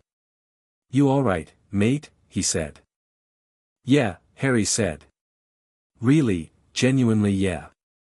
Ron sat down and looked at him for another moment with the specific Ron quality of care, practical, present, not requiring explanation. He picked up an apple from the bowl on the table and said, Quidditch, in the tone of offering something simple and specific and exactly right. Quidditch, Harry confirmed. They talked about Quidditch for an hour. It was perfect. That evening, walking back from the burrow through the October dark, Harry put his hand in his pocket and found the anchor stone and held it and felt the warmth of it. Somewhere to the north, past London, past the country between, in the place that had always been home before he knew what home was, the school stood, lit windows in dark towers, students inside it learning things and arguing and falling asleep in libraries and finding rooms that knew what they needed before they could ask. And in its foundation, in the bedrock beneath the great hall where the first stone had been laid on an October morning 1,000 years ago, his intention was anchored. Running through the whole structure like a frequency, permanent and patient, on the side of anyone who needed it. He walked home through the dark and the school hummed at the edge of his awareness, distant and familiar, and it felt like knowing someone was there. Not behind him, not watching, just there, the way good things are there. Solid. Continuous. Built to last. He went home. He slept deeply, without waking, for the first time in 3 years. And in the morning he woke and thought, one day. And then the day started. 3 months later, in the restricted section of the Hogwarts library, a student named Petra Clearwater, no relation to the unspeakable, the universe occasionally made gestures like this, found a sealed document in the back of a shelf that the catalog hadn't indexed. The seal was a rune she didn't recognize immediately but which the headmistress, when shown it, identified after some research as an extremely early version of the Hogwarts crest, from the founding era, before the standardization of the imagery. Inside the document was a letter, the parchment extraordinary old, written in a hand that was deliberate and precise and cross-referenced its own footnotes. At the top of the letter, in ink still dark despite the centuries, were 3 words, for the curious. Petra read it in one sitting and didn't sleep for 2 days afterward. She wrote 11 pages of notes. She went to see the headmistress again, this time with questions, and was told that some things about the founding of the school were simply not fully known, that gaps in the historical record existed, that not everything had been preserved, that this was the nature of time. Petra went back to the restricted section and looked at the shelf where the letter had been and found, beside the empty space, a small smooth stone carved with a single rune. She kept it. She didn't know why, exactly. It just felt right to keep it. It felt, in the particular way that the school sometimes felt things, like it had been waiting for her specifically. Outside, above the October forest, a stag made of silver light crossed the sky over the forbidden forest and disappeared into the trees, unhurried, entirely real. The school watched it go. The school remembered.